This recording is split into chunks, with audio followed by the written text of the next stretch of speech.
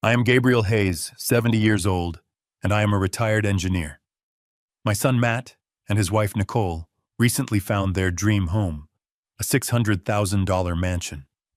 Then they handed me the mortgage application with my name already on it. "You've saved enough, Gabe," Nicole said. "It's time to help your family." I looked at my only son, the boy I raised, and I said no. They sued me. They sued me for the full $600,000, claiming I was mentally incompetent and a danger to myself. But when we got to court, the judge looked past their lies, looked right at me, and asked one simple question that unraveled their entire world. Before I tell you what that question was and what happened next, I'd love to know where you're watching from tonight. Let me know in the comments. And please hit like and subscribe if you believe that family should be about respect, not just about what you can get. The spring in the filter basket of my coffee maker had finally given up. It was an old machine, a reliable workhorse that Alice, my late wife, used to curse at every morning.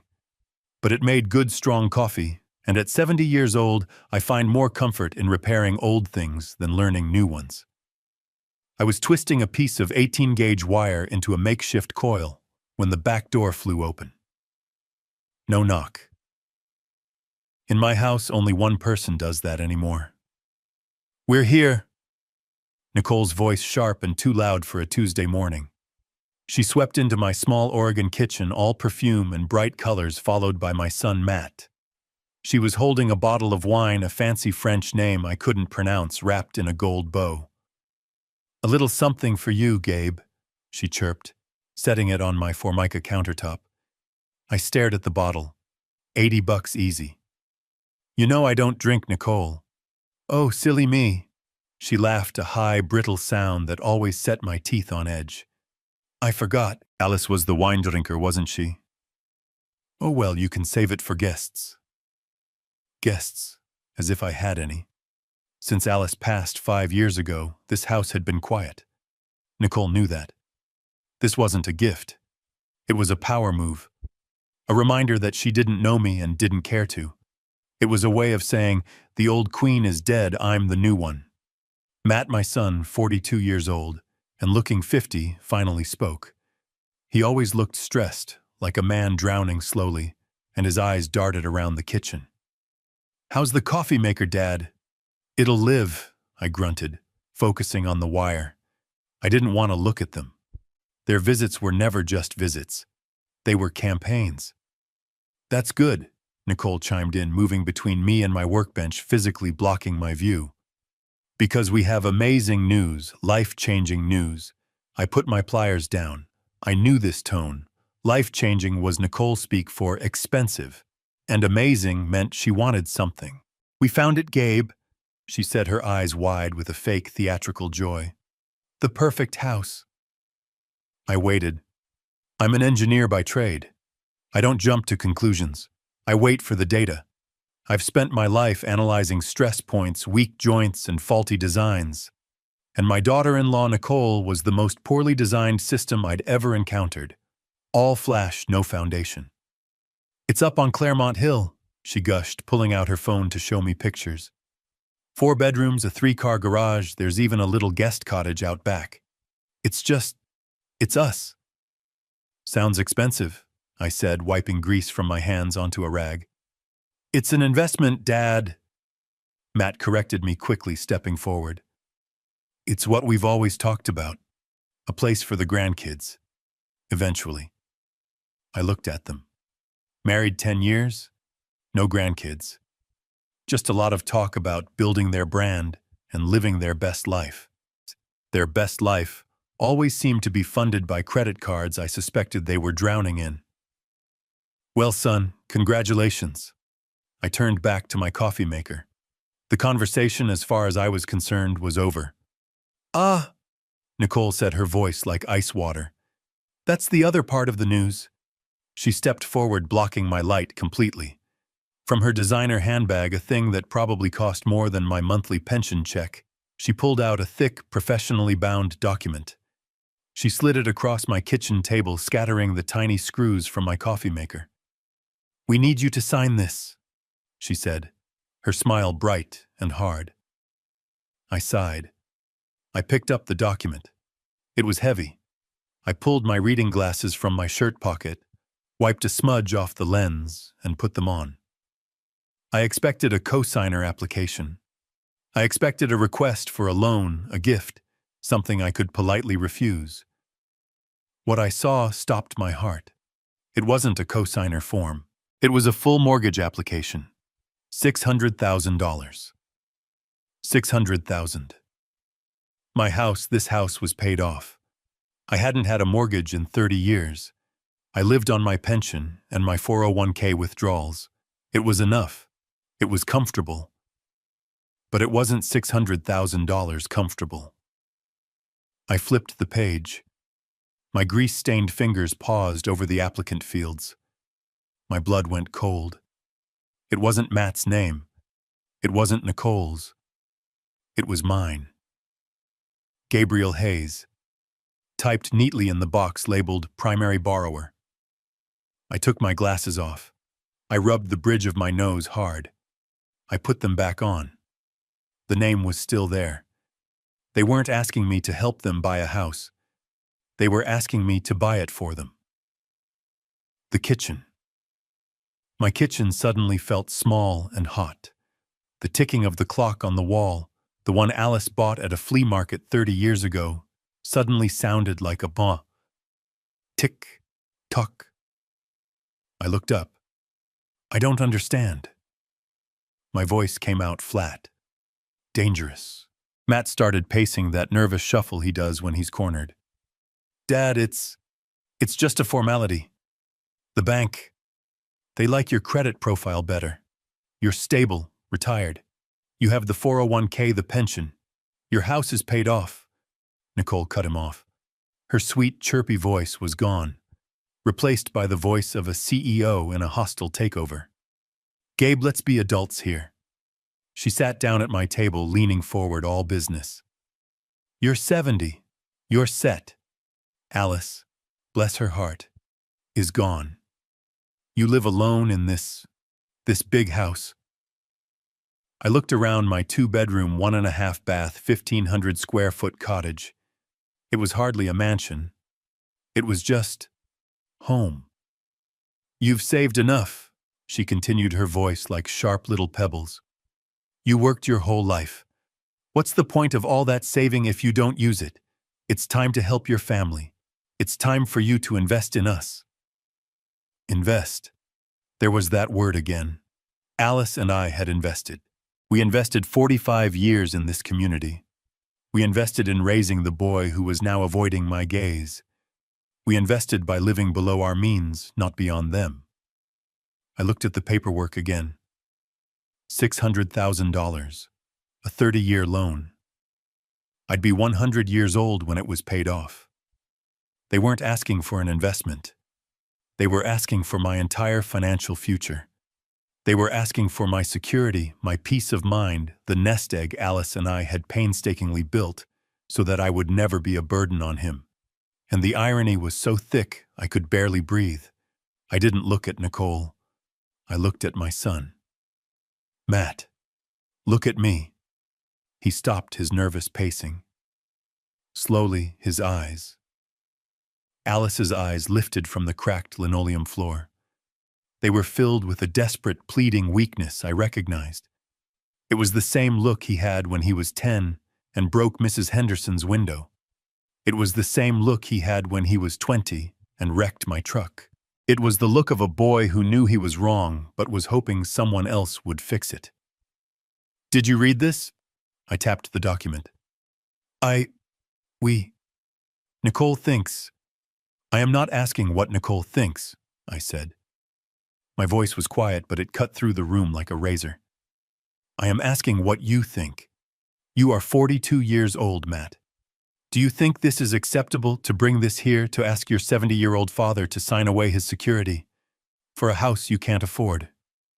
It's not like that, Dad, he protested, but his voice was weak. She just really wants this house. You don't know how important this is to her. And there it was.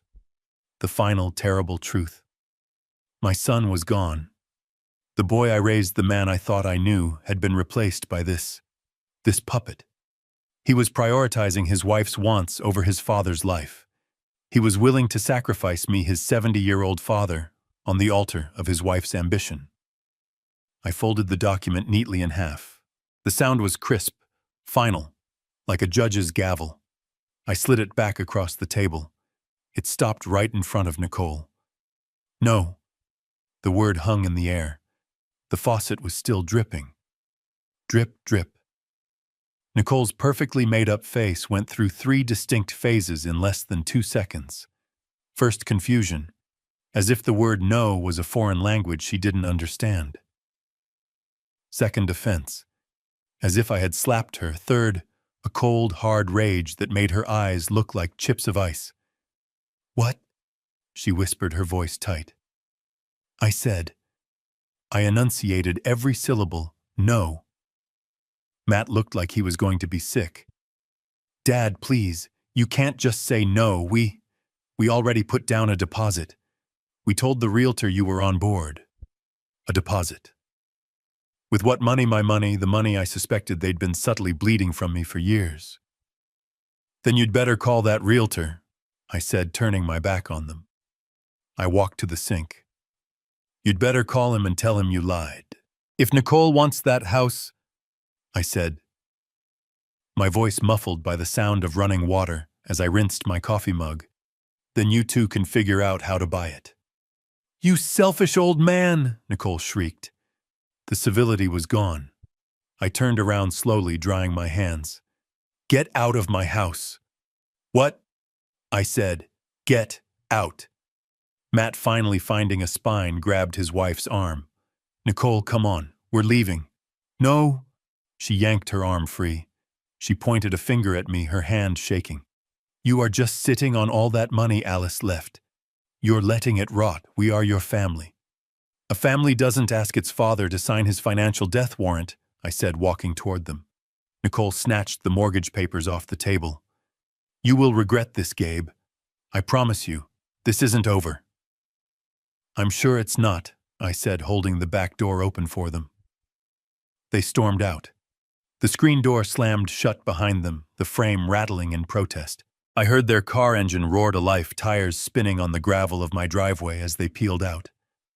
I stood there listening until the sound faded. I went back to the counter. The $80 bottle of wine was still there. I picked it up and walked to the back porch, uncorked it, and poured every last drop onto Alice's dying rose bushes. I sat down on the old porch swing. My hands were shaking. Not from fear, from adrenaline. Nicole was right about one thing. This wasn't over. It was just the beginning. I stood on that back porch for a long time. I stood there long after their car squealed out of my driveway, leaving a black mark on the gravel and a cloud of dust in the air. I listened to the sound of their engine fading, taking the last bit of my family's peace with it. I looked at the $80 bottle of wine Nicole had left on my counter. I picked it up, walked back outside, and poured every last drop onto the patch of weeds by the porch steps. The next 2 days were quiet. Too quiet. The silence in the house was heavy, suffocating. I called Matt's phone on Wednesday afternoon. It went straight to voicemail. "Son?" I said, my voice sounding rough. "It's your father. We need to talk." I hung up. He didn't call back. I called again on Thursday, straight to voicemail. This time I didn't leave a message. I am a 70-year-old man. I have earned many things in my life. I will not beg my own son to speak to me. Part of me, the father part, tried to find an excuse. He's embarrassed, I told myself. He's ashamed. He's at home getting an earful from that harpy he married. I told myself they just needed time to cool off. They needed to realize how insane, how disrespectful their proposition had been. I tried to believe that the son I raised, the boy I taught to ride a bike and bait a hook, would eventually remember who he was. I tried to believe that blood was thicker than Nicole's ambition. I was wrong. The proof arrived on Friday. I walked down my long gravel driveway, the Oregon air crisp and damp. My joints always ache in this weather. The mailbox door creaked open. Junk mail, an ad for gutter cleaning, the local paper, and one thin envelope that didn't belong. It was from Bank of America. My heart tightened. I hadn't banked with B of A in 30 years, not since Alice and I opened our joint account at the local credit union. I tore it open right there at the end of my driveway. My eyes scanned the page. It was a form letter. Cold, impersonal corporate. Dear Gabriel Hayes, we regret to inform you that we cannot approve your application at this time. Application. I hadn't applied for anything. I read further down. Your recent application for a $20,000 home equity line of credit. My hand started to shake. $20,000. Has been declined due to recent suspicious activity on your credit profile and insufficient income verification. I read the letter again and again. A line of credit. Against my house. The house I paid off in 1997. The house they just tried to get me to buy for them. It wasn't a coincidence. This wasn't a mistake. This was Plan B, that cooling off period I'd imagined. It wasn't cooling off, it was rearming. The rage from Tuesday, the cold, analytical anger I felt when I saw my name on that mortgage. It came flooding back 10 times stronger. This wasn't just pressure. This wasn't just a disrespectful ask. This was fraud. This was theft. They hadn't just stormed out of my kitchen defeated. They had gone straight home, logged onto a computer, and tried to steal from me. They tried to leverage the equity in my house behind my back to get the money they wanted. And the only reason it failed was because I was an old man living on a fixed pension. Insufficient income verification. They had tried to get the loan using my identity, but without my real financial information. I crumpled the letter in my fist. The silence of the past 3 days hadn't been shame. It had been calculation. I stood there by my mailbox, the empty road stretching out in front of me. I finally understood. I wasn't dealing with a spoiled son and his greedy wife. I was dealing with criminals, and they had already made their next move. It was time for me to make mine. I turned around, marched back up the driveway, and went straight to my phone. I wasn't calling Matt. I was calling my bank's fraud department, and I was going to find out exactly what they had done. I didn't even go back inside the house. I stood right there on the gravel driveway, the damp Oregon air chilling my hands, and I dialed the 1-800 number on the letter with a thumb that was shaking not from cold, but from a cold, hard rage. The phone clicked. A robotic voice answered. Thank you for calling Bank of America's Fraud Protection Department. I hate these automated menus. They're designed to make you give up. I punched 0 over and over until a human finally picked up. Fraud Department, this is Susan. How can I help you? Her voice was bored. She'd probably taken 100 calls like this today. My name is Gabriel Hayes, I said, my voice steady, deceptively steady. I'm holding a rejection letter for a $20,000 line of credit that I never applied for. Oh, I'm very sorry to hear that, sir. Her voice clicked into a professional script. That must be very upsetting. Let me pull up your file. Can you please confirm your social security number? I recited the 9 digits, the 9 numbers that define your entire life in this country. I felt dirty saying them out loud. It felt like a violation. Thank you, Mr. Hayes. One moment. I heard her typing. The silence on the line stretched, filled only by the sound of my own blood roaring in my ears. Okay, she said, her tone suddenly more alert. Yes, I see the application here. It was submitted online at 7:42 p.m. this past Tuesday. Tuesday. The very same day they had stormed out of my kitchen. They hadn't even waited 24 hours. They must have driven straight from my house, furious and rejected, and immediately logged on to try and steal from me. The audacity of it, the speed of it, took my breath away. "Mr. Hayes," Susan said, pulling me back.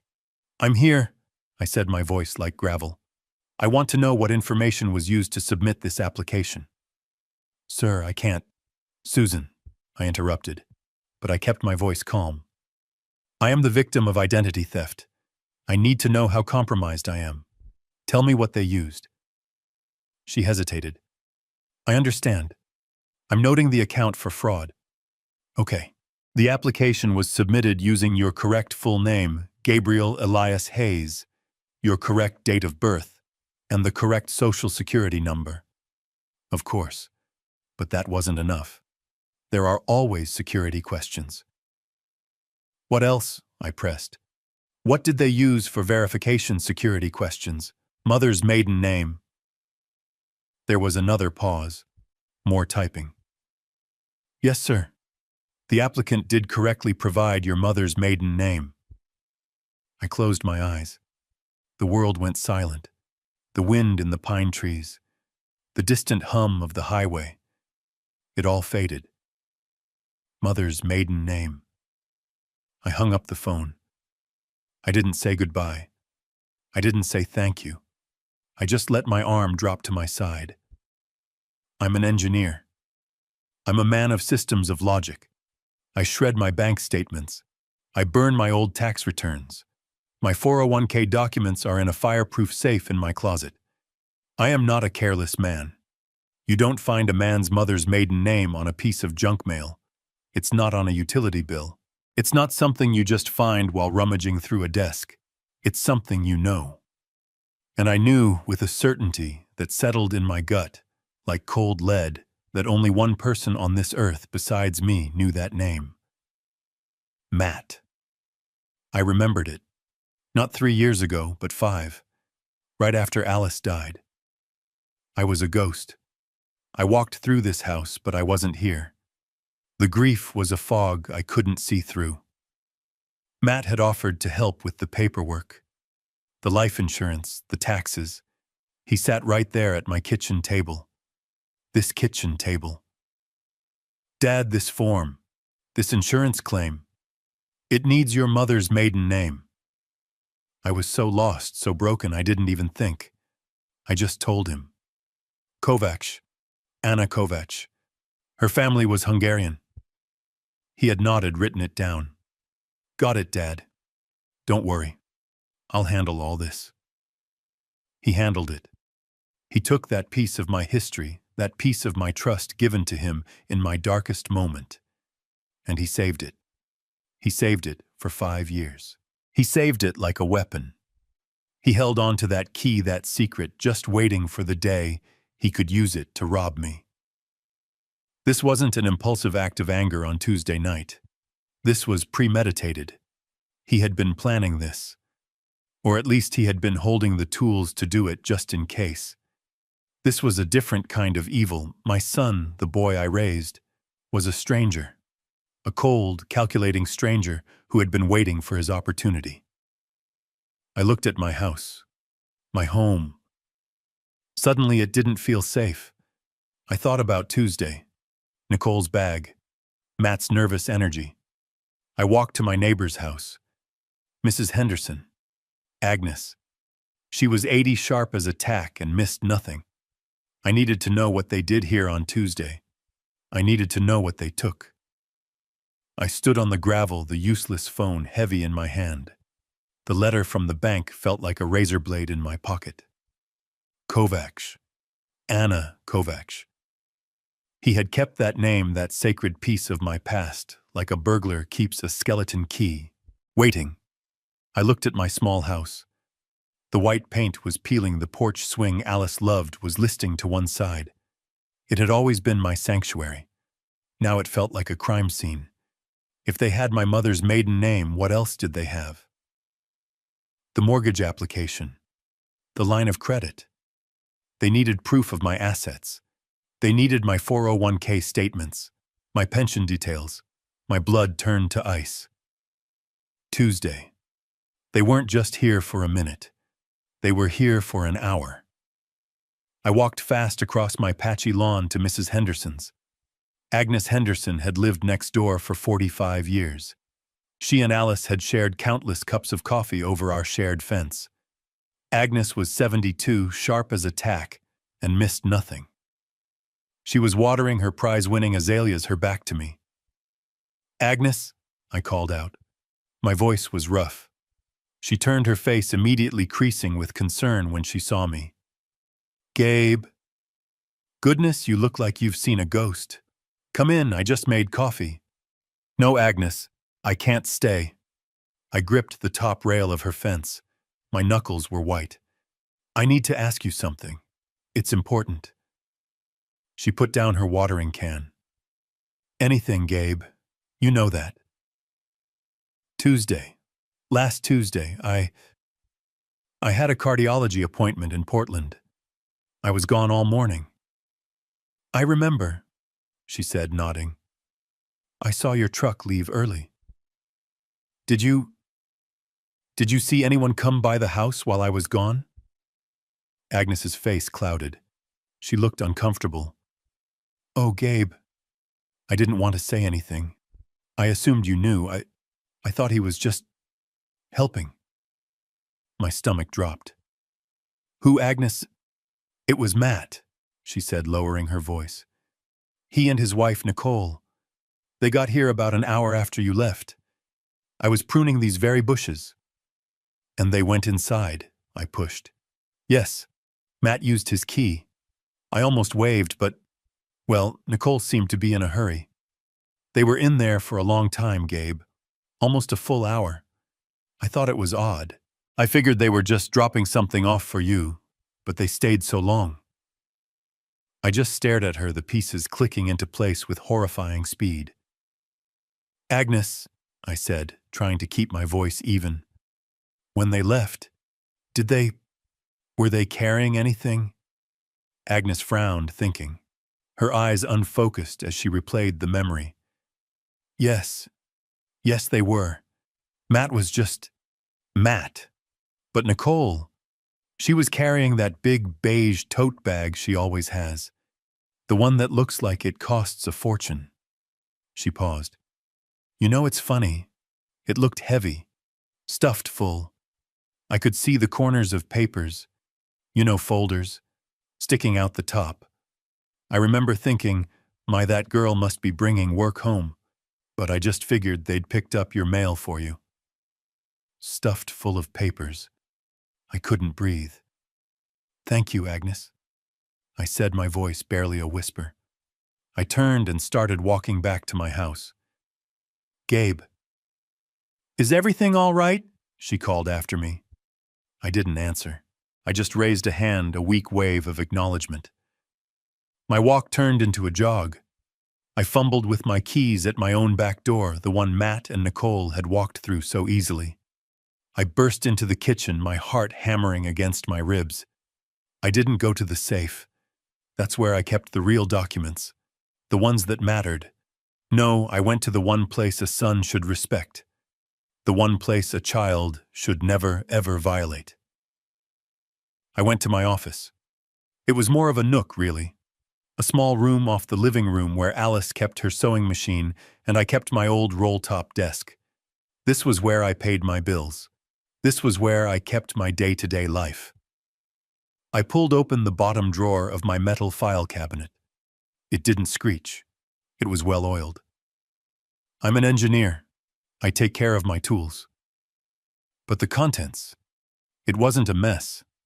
A stranger would have thought it was perfectly normal. But I knew. The files were out of order. I am a man of systems. My files are alphabetical. Auto insurance, bank statements, house deed, medical, pension. Pension was filed behind taxes. Bank statements was shoved in front of auto. They had been here. They had been in this drawer. I pulled the folders out one by one, my hands shaking so badly I dropped them on the floor. The pension folder, empty. The 401k statements folder, empty. The tax returns folder. They'd taken the last 5 years. I sank into my old wooden desk chair. It groaned under my weight. They didn't just try to steal my identity. They had stolen it. They had come into my home, my sacred space, and rifled through my life. They had taken the proof of my assets. They were building a case. The mortgage application wasn't Plan A. The fraudulent line of credit wasn't Plan B. They were a coordinated attack. They were trying to find out exactly how much I had, where it was, and how they could get their hands on it. The $600,000 house. That was just what they thought they could get. Now, armed with my 401k statements, my pension details, they were coming back for the rest. I looked at the phone on my desk. The old beige rotary phone that Alice had refused to get rid of. I felt so alone. So utterly and completely alone. This was bigger than me. This wasn't a family squabble. This wasn't a spoiled son. This was a conspiracy. I picked up the receiver. My fingers, stained with grease and shaking with rage, fumbled on the numbers. I couldn't call the police. Not yet. Not on my own son. But I knew who to call. The one man Alice had trusted as much as she trusted me. The only other man on earth who knew the truth. "Peterson Law Offices," a crisp voice answered. "Get me Peterson," I said, my voice breaking. "Tell him it's Gabe Hayes. Tell him it's happening." I didn't bother changing my clothes. I still had grease under my fingernails from that morning's coffee maker repair. It felt like a lifetime ago. I grabbed my keys, walked past my ransacked file cabinet, and didn't look back. The engine of my 1998 Ford F-150 turned over with a familiar, comforting groan. It was an old truck, reliable, honest. It had dents and scratches, and every single one had a story. It was a truck that had never lied to me. I pulled onto the 2-lane highway heading east toward Portland. The 90-minute drive was usually something I enjoyed.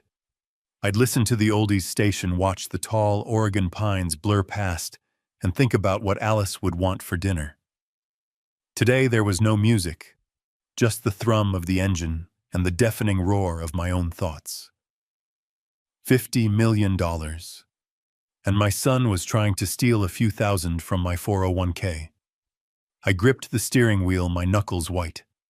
I thought about Matt as a boy. I remembered his 10th birthday. He wanted the new Nintendo. All his friends had one.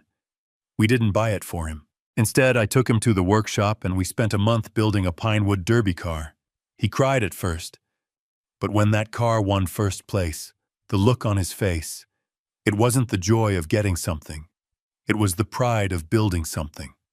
That's what Alice and I wanted for him. We wanted him to feel that. We wanted him to stand on his own 2 feet. We always agreed. Alice and I, we talked about it countless nights. We saw what money did to other families. We saw our friends, the Martins, whose son was in and out of rehab, all funded by their trust fund. We saw the Johnsons, whose daughter hadn't worked a day in her life and treated her parents like servants. "We can't let that happen to Matt Gabe," Alice had said, her voice firm, as we sat at the kitchen table signing the final trust documents all those years ago. "He has to be his own man. This money, it can't be a gift. It has to be a responsibility, or it will be a curse." So we kept the secret. We lived on my engineer's salary. We saved. We bought this house. We drove this truck. We lived a good, simple American life.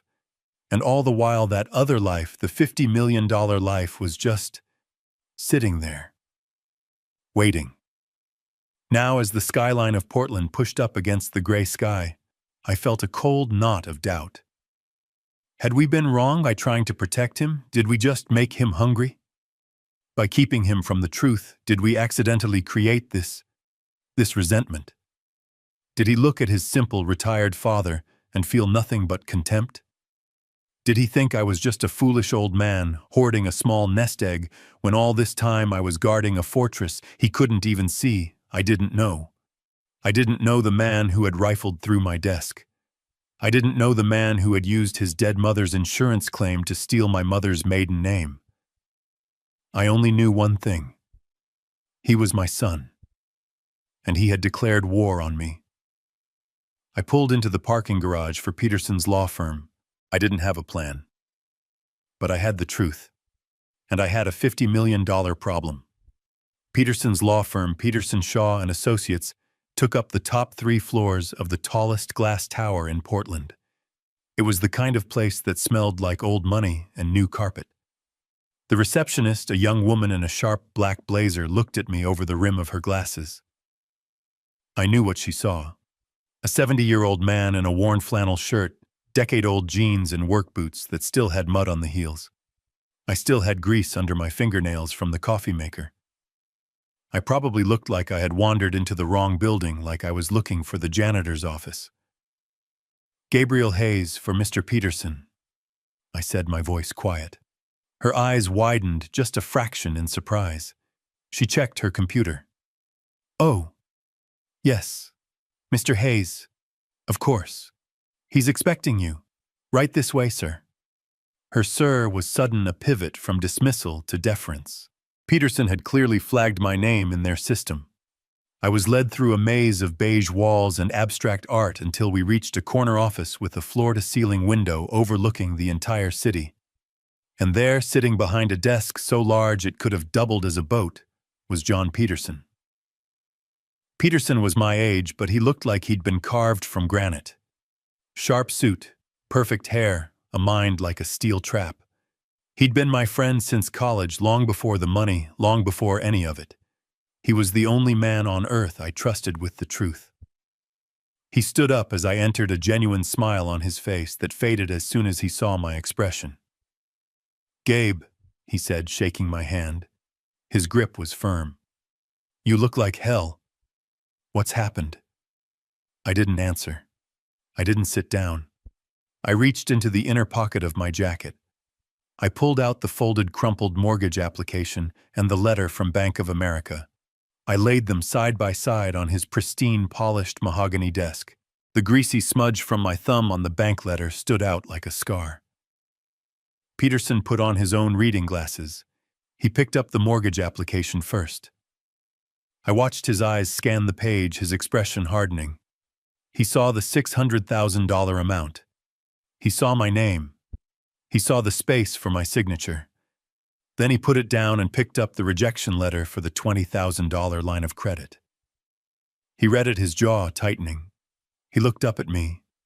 He didn't look shocked. He didn't look surprised.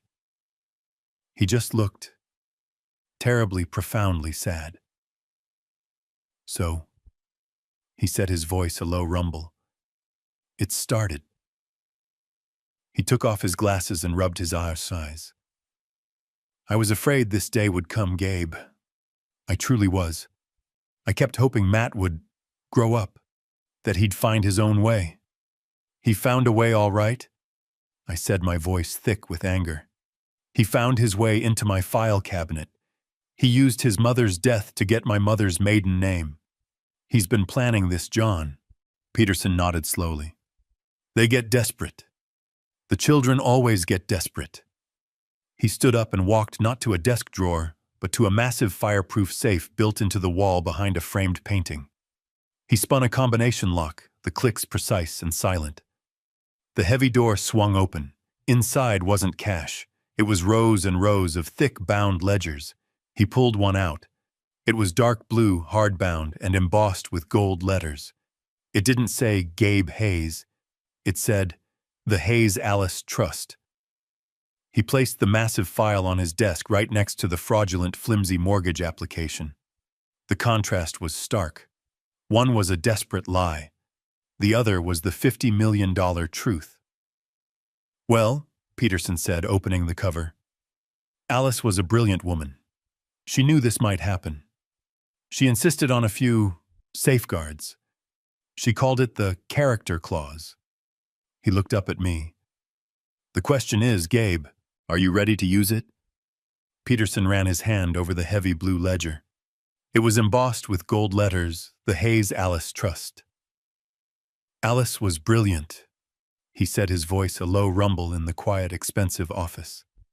She always knew, this day might come." I just nodded. My throat was too tight to speak. Alice always knew. She knew me better than I knew myself, and she knew our son. Let me explain something. Something my son Matt never knew. Something I never told anyone in our small Oregon town. To Matt, to Nicole, to my neighbors. I'm just Gabe Hayes, the retired engineer from the aerospace plant. The guy who lives on his pension and his 401k. The man who drives a 20-year-old truck and spends his mornings trying to fix a broken coffee maker. That's the lie. Or rather, it's the cover story. A cover story Alice and I agreed on 30 years ago. You see, I wasn't just an engineer. I was a very, very good one. Back in the early 80s, long before I went to work for the big plant, I was working in my own garage.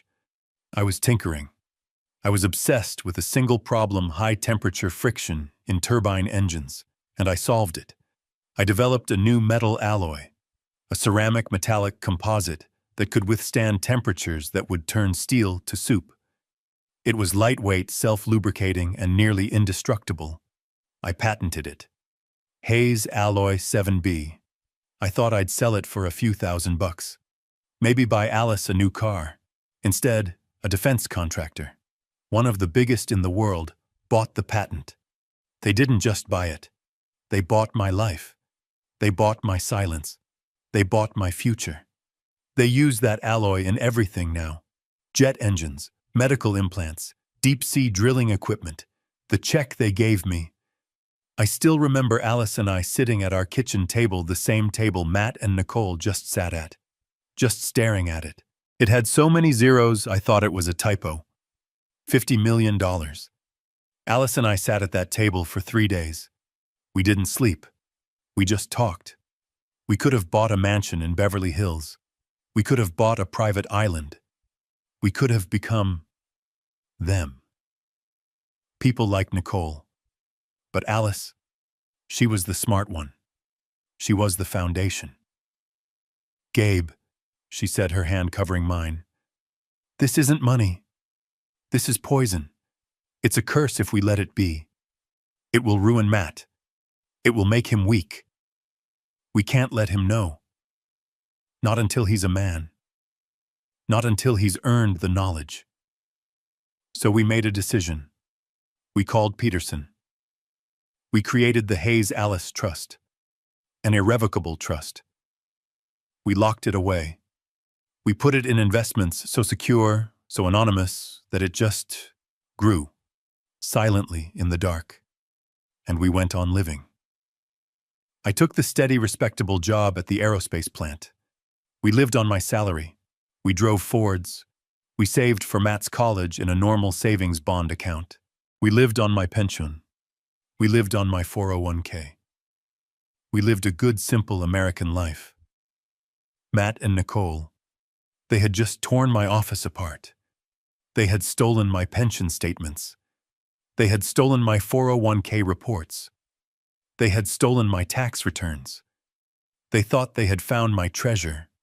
They were fighting over the bait. They were trying to steal the few $100,000 I kept in my decoy accounts, while the $50 million whale swam right beneath their feet. And they had no idea. Peterson turned a page in the heavy blue ledger. And here it is, he said, tapping the paper. Section 4, Article B, the Alice Hayes Character Clause. His voice was flat professional, reading the legal text that Alice had insisted on. The assets of this trust are designated primarily for the benefit of any and all grandchildren of the creators. The primary beneficiary, Matthew Hayes, he paused, may only assume a managerial role as executor of the trust upon demonstrating. Peterson stopped reading and looked up at me over the rim of his expensive glasses. Demonstrating the highest standard of financial responsibility and moral character. I just stared at him. Highest moral character. Peterson closed the massive book. The sound was a heavy final thud that echoed in the silent office.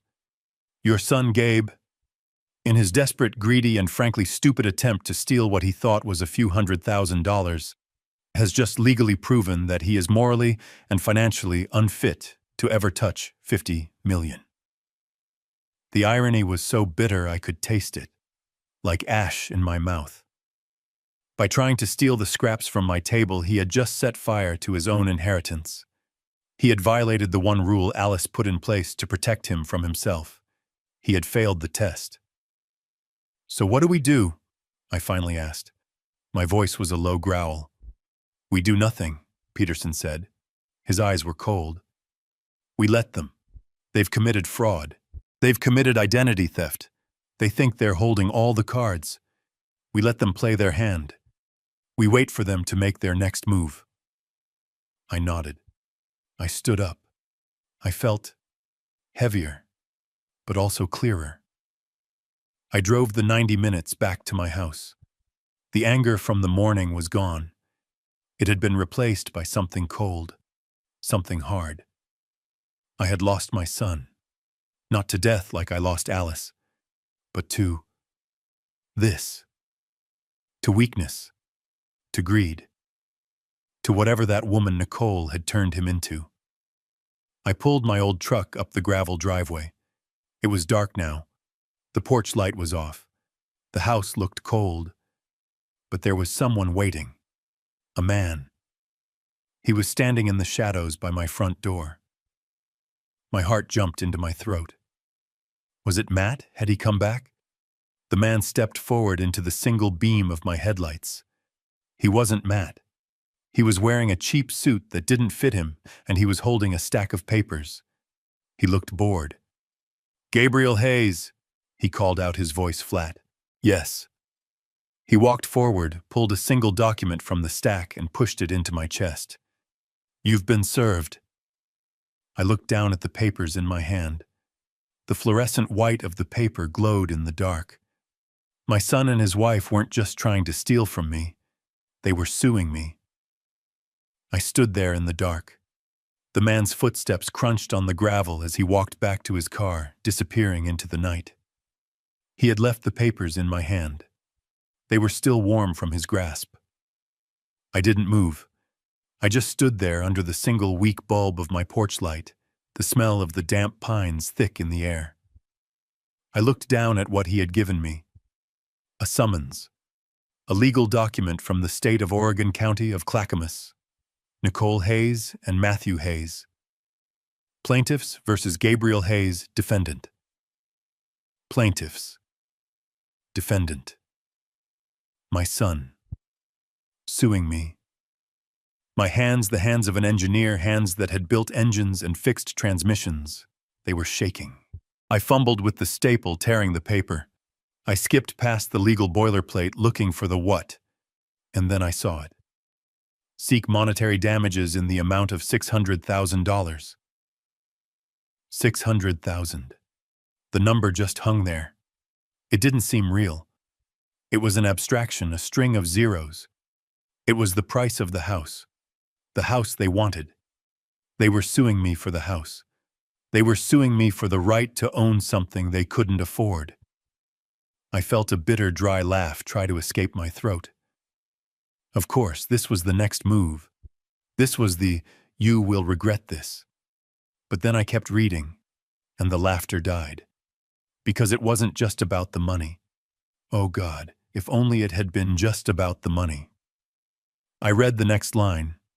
"And furthermore, petition this court for an emergency hearing to establish a conservatorship over the person and estate of Gabriel Hayes, citing advanced age and cognitive impairment." Cognitive impairment. Conservatorship. The words hit me harder than any physical blow. They weren't just trying to get a house. They were trying to get me. They were trying to take my life. I stumbled back and sat hard on the old porch swing Alice loved. The chains groaned under my weight. I read on my eyes, scanning the sworn affidavits attached to the petition. The lies. They were so detailed. First, Nicole's statement. It was poetry. It was fiction. "I, Nicole Hayes, being of sound mind, do swear that my father-in-law Gabriel Hayes did on numerous occasions, including but not limited to Thanksgiving of 2023 and Christmas of 2024, verbally promise to take care of our future and buy us a home as a family asset." I gripped the paper. Thanksgiving. I remembered Thanksgiving. I remembered telling Matt he needed to start contributing to his own 401k, not just relying on mine. Her lies continued. Relying on this repeated promise from my father-in-law, she wrote, my husband and I made significant, irreversible financial decisions. I left my part-time job as a consultant to prepare for our new home, and we placed a substantial non-refundable deposit on the property, all based on his word. A non-refundable deposit. That was the hook. They were claiming promissory estoppel, a legal trap. They were saying they had been damaged by a promise I never made. I never promised them a dime. Alice and I had one rule, one single ironclad rule: you make your own way. We gave Matt an education. We gave him love. We gave him a stable home. We never ever promised him a free ride. And he knew it. But the petition wasn't finished. The next page was worse. It was the request for the conservatorship. It was Matt's sworn statement, or at least it had his signature on it. The words were pure Nicole. My father, Gabriel Hayes, has shown significant signs of cognitive decline over the past year. I read on my stomach churning. He has become dangerously forgetful. He often misplaces his keys and wallet. He has become reclusive, refusing to see family or friends. He has exhibited paranoia, accusing us of things we have not done. They were using my quiet, frugal life as evidence of self-neglect. They were twisting my privacy into isolation. And then came the final dagger. The most alarming sign of his impairment, Matt's statement read, is his complete lack of memory regarding his promise to buy us our home. He became agitated and confused when we presented him with the paperwork, as if he had no recollection of our many conversations. We are not angry. We are terrified. We are afraid he is a danger to himself. We fear he will, in his confused state, mismanage or give away the assets he worked his whole life to build. I dropped the papers. They scattered across the old wooden planks of the porch. I finally understood. This wasn't about a house. The house was just the prize. This was about control. My refusal. My simple, firm no. They weren't seeing it as a boundary. They were twisting it. They were painting it as proof that I was insane. They were building a legal cage for me. Declare me incompetent. Seize control of my estate, the 401k, the pension, the small-town house they thought was my only asset. They would get the $600,000 and everything else. I would be a prisoner locked in a nursing home, legally dead, while they drained my life's work. And the beauty of their plan, the truly evil genius of it, was that the very act of me fighting back, of me getting angry, of me saying they were conspiring against me, would just be more proof of my paranoia. They had backed me into a corner. I sat there for a long time, the cold night air seeping into my bones. The porch swing was silent. They thought they were dealing with a forgetful, simple old man. They thought they had trapped me. They had just made the single biggest mistake of their lives. They thought I was weak. They forgot. I'm an engineer. I don't just fix machines. I find weak points. I analyze systems. And I take them apart piece by piece. This lawsuit wasn't just a threat.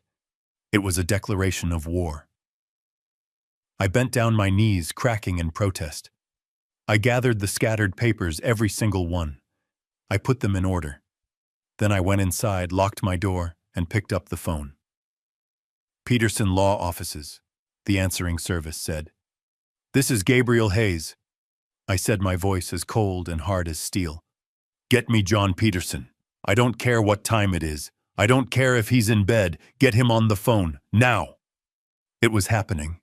I was in Peterson's office at 9 a.m. sharp. I hadn't slept. I'd spent the night in my old recliner. The lawsuit papers spread out on the floor under the lamplight. I just stared at them, watching the words blur. Cognitive impairment. Danger to himself. Conservatorship. The anger from the night before had cooled. It had settled into something hard, heavy, and cold inside my chest. It wasn't just anger anymore. It was procedure. I was an engineer. I had a complex problem in front of me, a system designed for maximum destruction, and I needed to figure out how to take it apart. When I walked into Peterson's office, he didn't offer me coffee. He didn't ask how I was. He was all business. His massive mahogany desk was clear except for a single slim manila folder. He looked like he'd been up all night, too.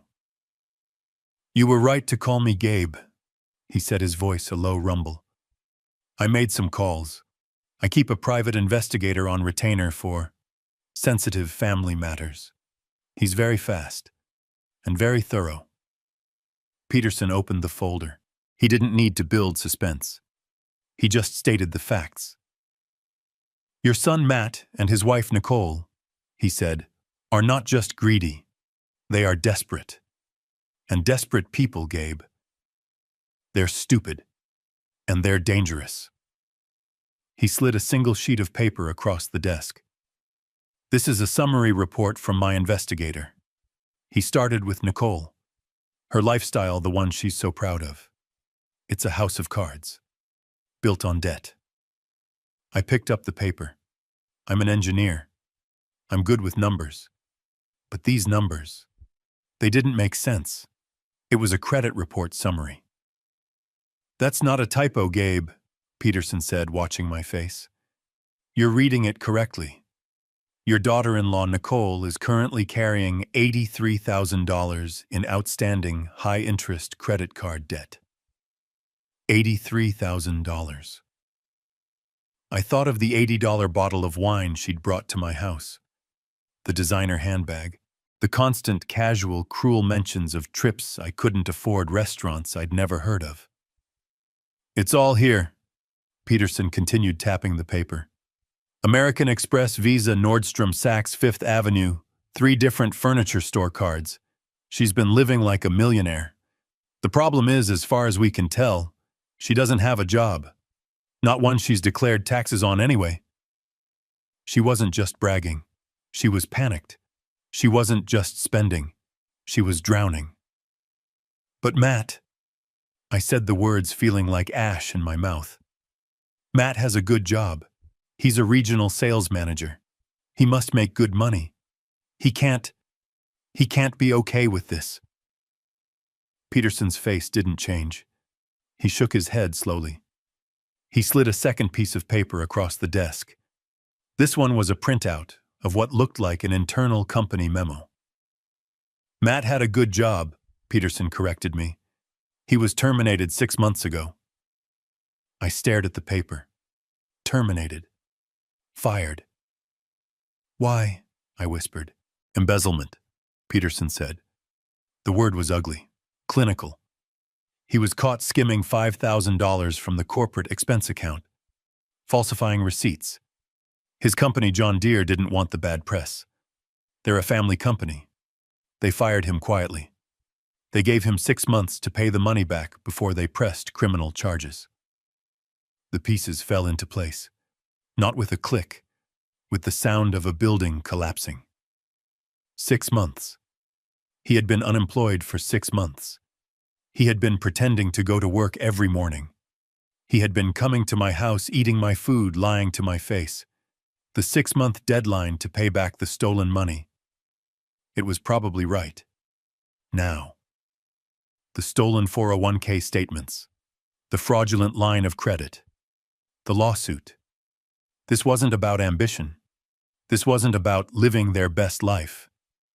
This was about survival. The house, I said, the realization hitting me. The $600,000 house. "Exactly," Peterson said. "It's not a dream. It's a lifeline. They're bankrupt, Gabe. They're about to lose everything. They're not just trying to buy a house with your money. They're trying to use you. My investigator believes the plan was to get a massive mortgage in your name immediately, take a cash-out equity loan against the property to pay their debts, and then most likely let the house go into foreclosure, destroying your credit, not theirs. A drowning man pulling his own father underwater to use him as a flotation device. I thought about the lawsuit. The claim that I was the one who was cognitively impaired. The accusation that I was the one who was forgetful and a danger to my own finances. They weren't just attacking me. They were projecting. They were accusing me of their sins. I looked at Peterson. They've stolen my identity. They've lied to the court in a sworn affidavit. They've tried to defraud a bank. And Matt embezzled. Yes, Peterson said. So, I said, feeling the cold engineering logic return my voice flat. They're not just immoral, they're criminals. Peterson nodded. They are. And they've just given us all the ammunition we need. They've handed us the rope. I stood up. I walked to the window and looked down at the city. All those people living their lives completely unaware of the poison flowing just beneath the surface.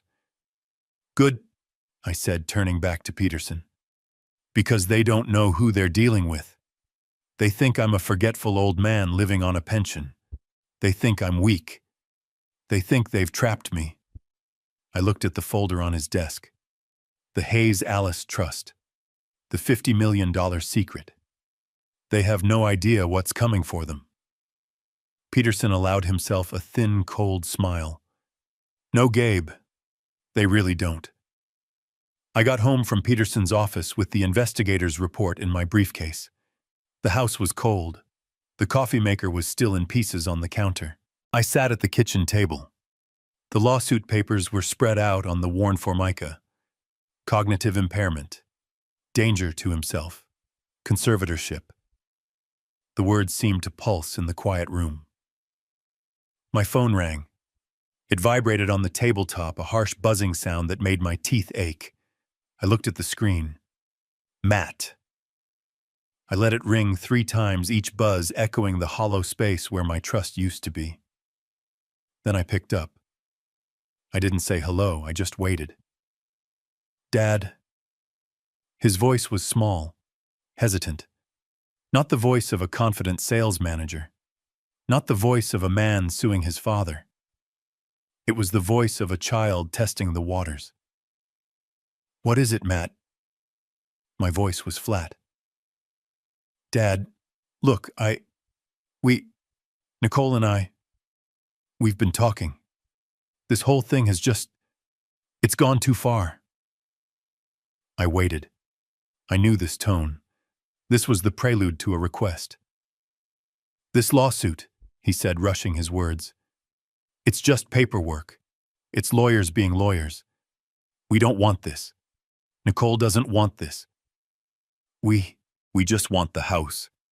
I could hear Nicole whispering in the background, sharp and urgent. Tell him the deal. Look, Dad. Matt said, his voice suddenly stronger, rehearsed. We can make this all go away. Right now. We call the lawyers. We drop the lawsuit. We drop the conservatorship petition. Everything. It all goes back to normal. All you have to do is sign the mortgage papers. I almost laughed. A dry, bitter sound. It was so arrogant. So stupid. They thought they could file a legal document attempting to strip me of my rights as a human being and then use it as a negotiating tactic. They thought they could accuse me in a court of law of being mentally incompetent and then offer to take it back if I gave them $600,000. It was the logic of a kidnapper. Give us the ransom and we'll return the hostage. The hostage was me. And as I sat there listening to my son's pathetic, manipulative plea, I suddenly remembered another time. Matt was 10. My wallet was on the dresser. Alice and I were getting ready for church. I went to get it, and I noticed the cash was gone. $20. I knew it was Matt. I just knew. I confronted him. He did exactly what he was doing now. He lied. He cried. He denied it. I don't know, Dad. Maybe it fell out. I was soft. I was the dad. I was ready to let it go, but Alice was the foundation. She was the steel. She grabbed the empty wallet, walked into his room, and just stood there. She didn't yell. She just waited. She waited until he broke. He finally pulled the crumpled $20 bill from under his mattress. he sobbed. I just wanted the new video game, everyone else has it. I wanted to hug him. I wanted to say it was okay. Alice didn't move. She looked at him, her eyes clear and hard as diamonds. You will pay it back, she said. Not shouting, just fact. You will mow Mrs. Henderson's lawn. You will wash my car. You will stack firewood. You will work until you have earned $20, and you will give it back to your father. We do not raise thieves in this house.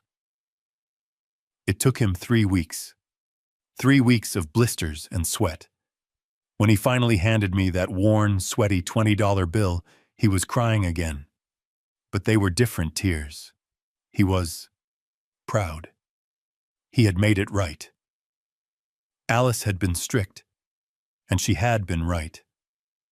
I looked at the phone in my hand. Where did that strictness go? It died with her. After Alice passed, I was the only one left, and I was just the soft dad. I was the one who wanted to fix things. I was the one who saw his sadness and just wanted him to be happy. I paid off his credit card debt when he got in a little trouble after college. I co-signed for his first apartment. I loaned him money for his wedding to Nicole, money I knew I'd never see again. I hadn't been a father. I had been an enabler. Alice hadn't just been raising a son. She had been managing a flaw, a fundamental weakness in his character. And when she died, the dam broke. I hadn't just lost my wife 5 years ago. I had lost my son, too. I just didn't know it until now. This monster on the phone. He wasn't created by Nicole. He was allowed by me. Dad. Matt's voice was tinny nervous. Dad, are you there? Did you hear me? It's a good deal. We'll drop the lawsuit. You just have to sign. The memory of Alice, of her strength, her iron will. It settled over me like a cloak. I finally understood what she would have done. She would have made him face the consequences. My softness was the disease. It was time for the cure. No, I said. What, Dad? It's a good deal. Everyone wins. No, I said again, and this time my voice wasn't weak. It wasn't the voice of a soft, grieving widower. It was the voice of Gabriel Hayes, the engineer, the man who built things that last. You filed a lawsuit, Matt, I said, my voice cold. You signed your name to a document that calls me insane. You accused me of being a paranoid old fool. Dad, that was just lawyer talk, he said, his voice rising in panic. It didn't mean anything. It meant everything, I said. You put this in front of a judge. You wanted the court's opinion. Now, you're going to get it. Dad, no. Wait, we can fix this. Don't do this. I'll see you in court, son. I hung up the phone. I looked at the lawsuit papers. I looked at Peterson's report. The battle was just beginning, and I was finally ready to fight. I hung up on Matt. I'll see you in court. The words tasted like acid. I needed air. I needed normal. My truck felt like a cage. Peterson's office was a fortress, and my house was a crime scene. I needed normal. I drove to the Roundup Cafe. It's a small place on Main Street. I've been eating breakfast there every Friday for 30 years. Alice and I had our own booth. Booth number 4, the one by the window. After she passed, I kept coming. It was routine. It was comfort. The bell over the door chimed just like it always does, and the entire cafe went silent. It wasn't just a lull in conversation. It was a stop. Forks on plates stopped scraping. Conversations died mid-word. It was the kind of silence you get when a cop walks into a rough bar or when the town pariah walks into church. Brenda, the owner, was behind the counter. She's a tough woman my age who's probably poured me 1,000 cups of coffee. She usually yells, "Hey Gabe," the usual. She didn't yell, she saw me. Her face tightened, and she immediately looked down, busying herself by wiping a counter that was already clean. I felt cold. a chill that had nothing to do with the Oregon weather. I walked toward my booth. I could feel the eyes on me. Every person in that diner, the ranchers in their work coats, the old-timers at the counter, they were staring. I slid into booth number 4. The vinyl was cracked in the same places. It still smelled like maple syrup and old coffee, but it felt wrong. It felt hostile. Brenda finally came over. She wasn't carrying a coffee pot. She was holding a menu I hadn't looked at since 1995. "Can I help you, Mr. Hayes?" she asked. "Mr. Hayes, not Gabe, not the usual. Mr. Hayes." I looked up at her. Her face was a polite professional mask. The warmth I'd known for 30 years was gone. "Brenda," I said, my voice confused. "It's me, Gabe." "I know who you are, sir," she said, her voice flat. "What can I get you?" Just the usual, Brenda. Black coffee." "Right away." She turned and walked off. She didn't stop to chat. She didn't ask about the truck. She didn't mention the rain. She came back, slapped the mug down so hard the coffee sloshed onto the saucer, and left. The silence in the cafe broke, but it didn't go back to normal. It was replaced by a low, buzzing murmur. Whispers. I tried to ignore it. I tried to drink my coffee. It tasted burnt. I picked up the local paper, but I couldn't read the words. I was listening. I couldn't help it. "Suing his own son," I heard from the booth behind me. No, that was wrong. They were suing me. "Poor Nicole," a woman's voice said from the counter. She just looked devastated.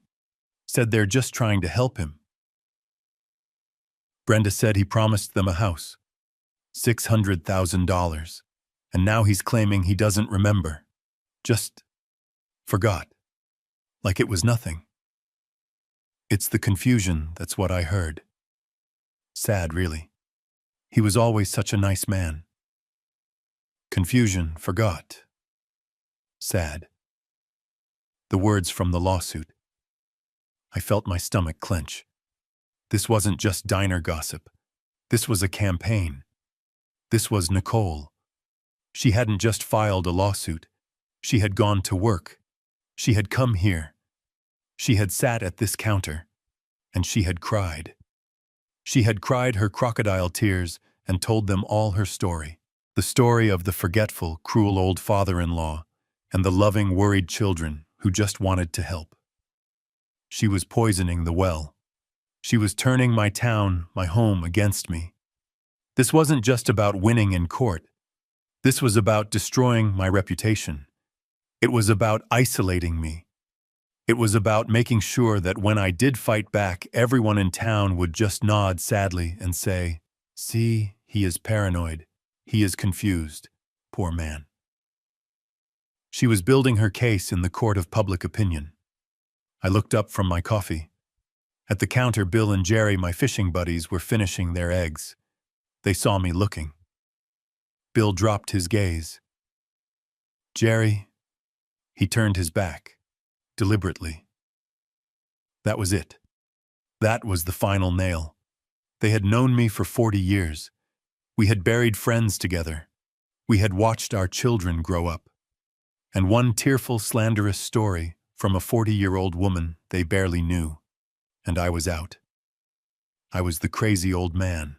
I pulled a $5 bill from my wallet and dropped it on the table. The coffee was untouched. I stood up. The whispering stopped again. That heavy, judgmental silence fell over the room. I walked toward the door. I didn't run. I am Gabriel Hayes. I am not a coward. I walked slowly, my head held high, feeling every single pair of eyes on my back. I pushed the door open. The bell chimed, announcing my exit. I stepped out into the cold, clean air. It felt good to breathe again. I had just lost my son. I had just lost my town. This was no longer about a house. This wasn't even about the $50 million Peterson was guarding. This was about my name. This was about my mind. And I would sooner burn my entire fortune to the ground than let them take that from me. I drove home from the Roundup Cafe. The 10-minute drive felt like an hour. My town, my friends, my home. Nicole had done it. In one morning, with a few well-placed tears and a story about a confused, forgetful old man she had poisoned 30 years of relationships. She had turned me into a pariah. I sat in my truck in my own driveway for a long time. I looked at my house. It didn't feel like mine anymore. It felt like a fishbowl. I felt the eyes of my neighbors. Agnes Henderson's curtains twitched. I wondered if Nicole had gotten to her too. I felt trapped. I finally went inside and locked the deadbolt. A useless gesture. The invasion had already happened. I was sitting in my old recliner, the silent house pressing in on me when the knock came. It wasn't a friendly knock. It wasn't Matt forgetting his key. It wasn't Agnes with a slice of pie. It was a sharp, official rap. The kind of knock that means you don't have a choice about answering. I opened the door. A woman was standing on my porch. She was in her late 30s, wearing a navy blue pantsuit, sensible shoes, and an expression that was completely blank. She held a clipboard like a shield. "Mr. Gabriel Hayes?" she asked. Her voice was flat. "Yes." She held up a laminated ID badge. "My name is Ms. Evans. I'm with Adult Protective Services." The words just hung there in the cold afternoon air. Adult Protective Services. My stomach turned to ice. This was it. This was the next step in their attack. They hadn't just told people I was crazy. They had reported me to the government. "May I come in, Mr. Hayes?" It wasn't a question. I stepped aside. I felt like a criminal in my own home. She walked in, not wiping her feet, her eyes scanning everything. She didn't look at my family photos. She didn't look at the beautiful ship in a bottle I spent a winter building. She looked at the dust on the end table. She looked at the stack of old newspapers by my chair. She sat at my kitchen table, the same table where Matt and Nicole had sat just days before. She placed her clipboard down. "Mr. Hayes," she began, her voice a monotone drone. "We received a detailed report this morning, an anonymous report, expressing serious concern for your welfare." Anonymous. I almost laughed. I could hear Nicole's voice in that word. The feigned concern. The crocodile tears. "The report alleges," she consulted her notes, "severe self-neglect, social isolation, and signs of increasing paranoia." Paranoia. There was that word again. The word from the lawsuit. "I'm fine," I said. My voice was rough. "That's what we're here to determine," Ms. Evans said, clicking her pen. "I just need to ask you a few routine questions. This is for your own protection, sir." The humiliation felt like a physical weight pressing me down into the chair. This woman half my age was here to protect me from myself, all based on the lies of a desperate, greedy woman and the son who enabled her. "What did you have for breakfast today, Mr. Hayes?" The question caught me off guard. "What? Your breakfast?" she repeated, her eyes unblinking. "The report says you're not eating properly." I thought back. The coffee maker. The call from the bank. The trip to the diner. The coffee I hadn't drunk. "I had coffee," I said. "I wasn't hungry." She wrote something down. I could hear the scratch of her pen. It sounded deafeningly loud. "Are you taking all your prescribed medications?" I held up my hands. "I take one pill, for blood pressure, every morning. I haven't missed a day in 10 years. She wrote, "The report says you've been confused, forgetful. Are you aware of what day it is, Mr. Hayes?" I stared at her. "It's Friday." "And the month?" "It's October. It's October 19th. And the year? It's 2025. And who is the President of the United States? I gave her the name. I felt my face flush with anger. I am an engineer. I designed fuel system components for aerospace. I have balanced budgets that could buy this entire neighborhood. And this woman, this bureaucrat, was asking me if I knew what year it was. She just nodded, writing. Mr. Hayes, she said, her voice softening, but it was a clinical false softness. The report also mentions paranoia. It says you believe your family is conspiring against you. Do you often feel that people are watching you or plotting against you? And there it was. The trap. The perfect, elegant, inescapable trap. How do I answer that? If I say no, I'm lying. If I say yes, my son and his wife are conspiring against me, they are trying to steal my house, they did steal my identity. What does that sound like to her? It sounds like paranoia. It confirms their entire case. Every word of truth I could say would be twisted and used as a weapon against me as proof of my insanity. I looked at Mrs. Evans. She was just doing her job, a job fueled by the lies of my son. I took a slow breath.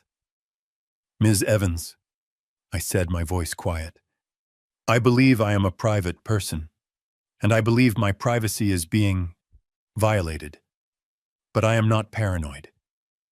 She just wrote something down. I understand. Now, Mr. Hayes, I do need to take a quick look around your home, just to verify the living conditions. Standard procedure. She stood up. She didn't wait for permission. I had to follow her. I felt like a visitor, a suspect.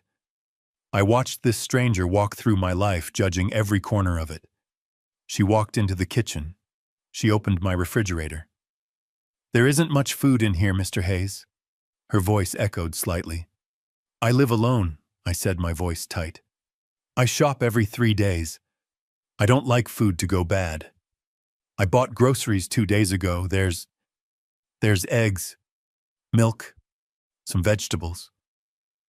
She didn't reply. She just closed the door. She went to my bathroom. My bathroom. She looked in the medicine cabinet. She saw my blood pressure pills, my shaving cream, my deodorant. She was checking to see if I was capable. Then she went to my bedroom.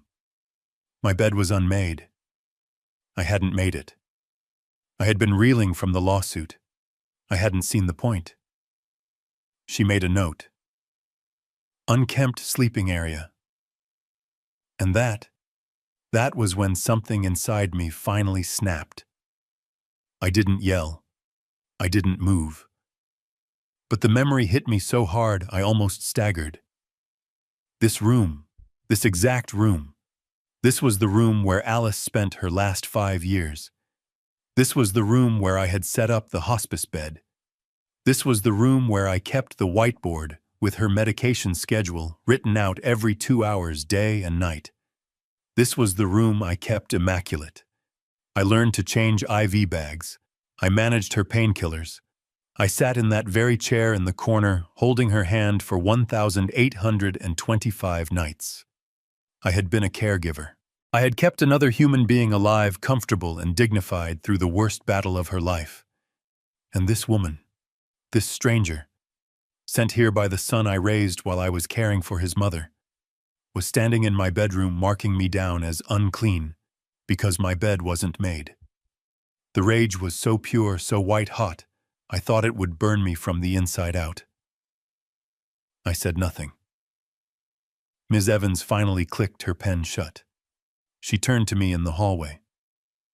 Mr. Hayes, she said back to her neutral bureaucratic tone, the report from your family is detailed, and while you present as coherent, there is a significant discrepancy between their claims and your presentation. There's a discrepancy because they are lying, I said, my voice shaking with contained fury. That's one possibility, she said, not blinking. The other possibility is that you are suffering from anosognosia, a condition where you are unaware of your own deficit. Anosognosia, a clinical-sounding word for crazy. Your family has filed a formal petition with the court for conservatorship, she said. The report I file today will be added to that case. Given the conflicting information, I am legally obligated to recommend a full, independent cognitive and psychiatric evaluation. She expected me to fight her. She expected me to yell, to refuse, to prove I was the paranoid, agitated old man they said I was. I did the opposite. I took a deep breath. I smoothed the front of my flannel shirt. Good, I said. Ms. Evans blinked. Good? Yes, good. I looked her right in the eye. Set it up. I want the full evaluation. I want the best psychiatrist you have. I want the most thorough, invasive, difficult test in your arsenal. Her professional mask slipped. She looked confused. I have nothing to hide, Ms. Evans, I said, opening the front door for her. My family wanted a fight. They've been attacking me from the shadows. I smiled. It wasn't a nice smile. I can't wait to fight them in the light. Ms. Evans left. I stood in my hallway, the silence of the house rushing back in. But it was different now. It was the silence of a home that had been violated, inspected, and judged. I walked into my bedroom and looked at the unmade bed, the indentation on the pillow where my head had been. Unkempt sleeping area. I felt a cold, clean rage, an engineer's rage. It wasn't hot. It was precise. The evaluation was scheduled for the following Monday. It was 3 hours of methodical insults. A psychologist, a man younger than my son, asked me questions in a soft, condescending voice. Can you draw me a clock, Mr. Hayes? Set the hands to 11:10. I drew the clock. I'm going to give you 5 words. I want you to remember them. Person, woman, man, camera, TV. I'll ask you for them again in 15 minutes. I nodded.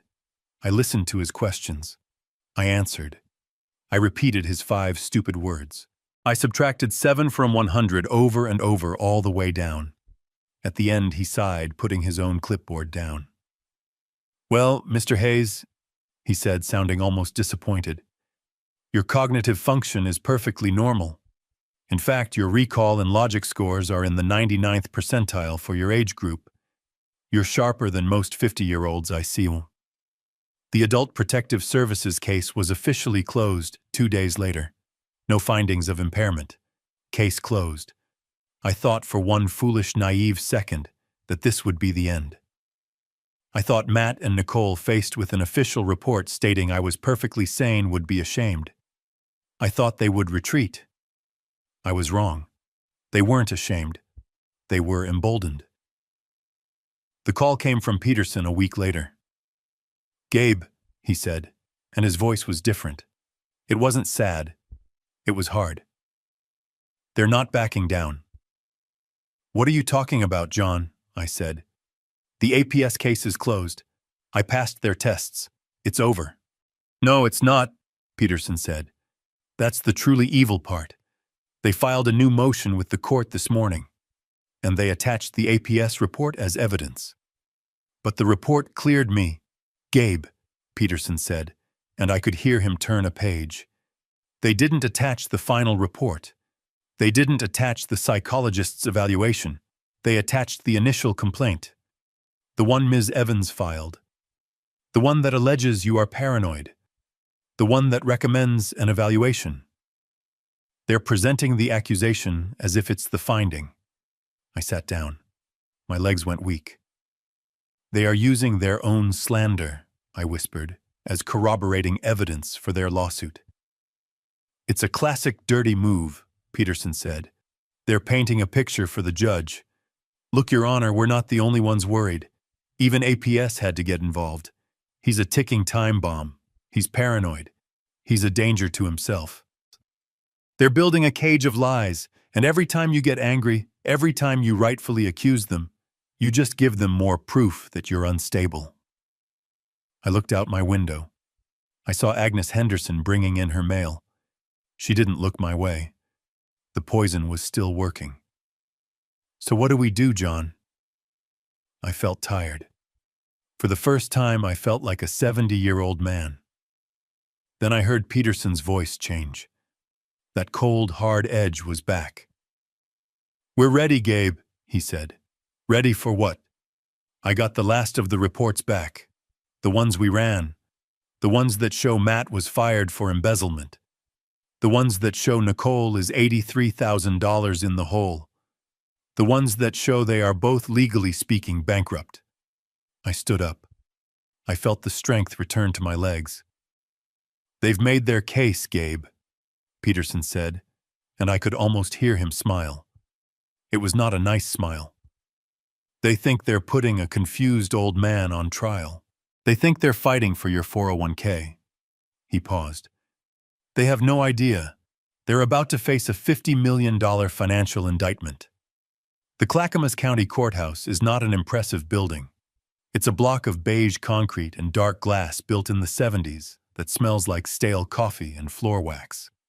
It's a place for speeding tickets and property disputes, not high-stakes drama." But as I walked through the metal detector, my old belt buckle beeping, it felt like the Supreme Court. Peterson was already there waiting for me. He wasn't carrying his massive blue ledger. He just had a slim, mean-looking briefcase. He nodded at me, his face like stone. "Gabe, you ready for this?" "I'm ready, John." "Good," he said, "because they're already here, and they're putting on a show." We pushed through the double wooden doors into courtroom 3B. It was exactly as I pictured. Fluorescent lights humming overhead, worn wooden benches, the state flag of Oregon hanging limply next to the judge's empty chair. And then I saw them. They were sitting at the plaintiff's table side by side, my son Matt and his wife Nicole, and they were in mourning. I stopped. I actually stopped in the aisle. Nicole was dressed head to toe in a severe, expensive-looking black suit. Not navy, not charcoal. Black. Funeral black. Her hair was pulled back in a tight, joyless bun. She had a single strand of pearls on. Alice had a strand just like that. The sight of it made my stomach clench. She wasn't looking at me. She was staring straight ahead, her expression one of profound, tragic sadness. In her hand, she held a small, white, lace-edged handkerchief. Every few seconds, she would lift it not to her eyes, but to the corners of her eyes. A delicate, practiced dab, dab, dab. There were no tears. It was just the gesture. A performance for the judge, for the court, for anyone who was watching. And Matt, my son. He was in a dark suit, too. His face was pale. He looked somber. He looked like a man burdened by a terrible, necessary responsibility. The dutiful son forced to make the hardest decision of his life. He saw me. His eyes met mine for a second. I saw no guilt. I saw no shame. I saw pity. He pitied me. He genuinely believed the lie they had constructed. He had convinced himself that he was the hero of this story, the man stepping in to save his poor, confused father from himself. The sheer, staggering arrogance of it. It almost made me smile. Their lawyer, a slick-looking man in a suit that was too shiny, leaned over and whispered something to Nicole. She nodded, her face a perfect mask of sorrow, and dabbed her eyes again. They were mourning me. They were sitting in a courtroom dressed for my funeral, trying to bury me while I was still standing right in front of them. They were acting out the final scene of their play, the tragic end of poor old Gabe. I walked past them, my work boots echoing on the linoleum floor. I sat down at the defendant's table next to Peterson. I didn't look at them again. I looked at the empty judge's bench. They had built their entire case on a lie. That I was weak. That I was confused. That I was forgetful. They had no idea that I remembered everything. The bailiff stepped forward. "All rise." The performance was about to begin. Their lawyer, the one with the suit that was too shiny, stood up. "The plaintiffs call Nicole Hayes to the stand." The entire courtroom watched her. She moved as if she were walking on glass. Her steps were slow, her head bowed. She held that ridiculous lace handkerchief in one hand. She looked like the perfect image of a grieving daughter forced to do something terrible but necessary. She was a professional. This was her Super Bowl. She took the oath, her voice a soft, trembling whisper.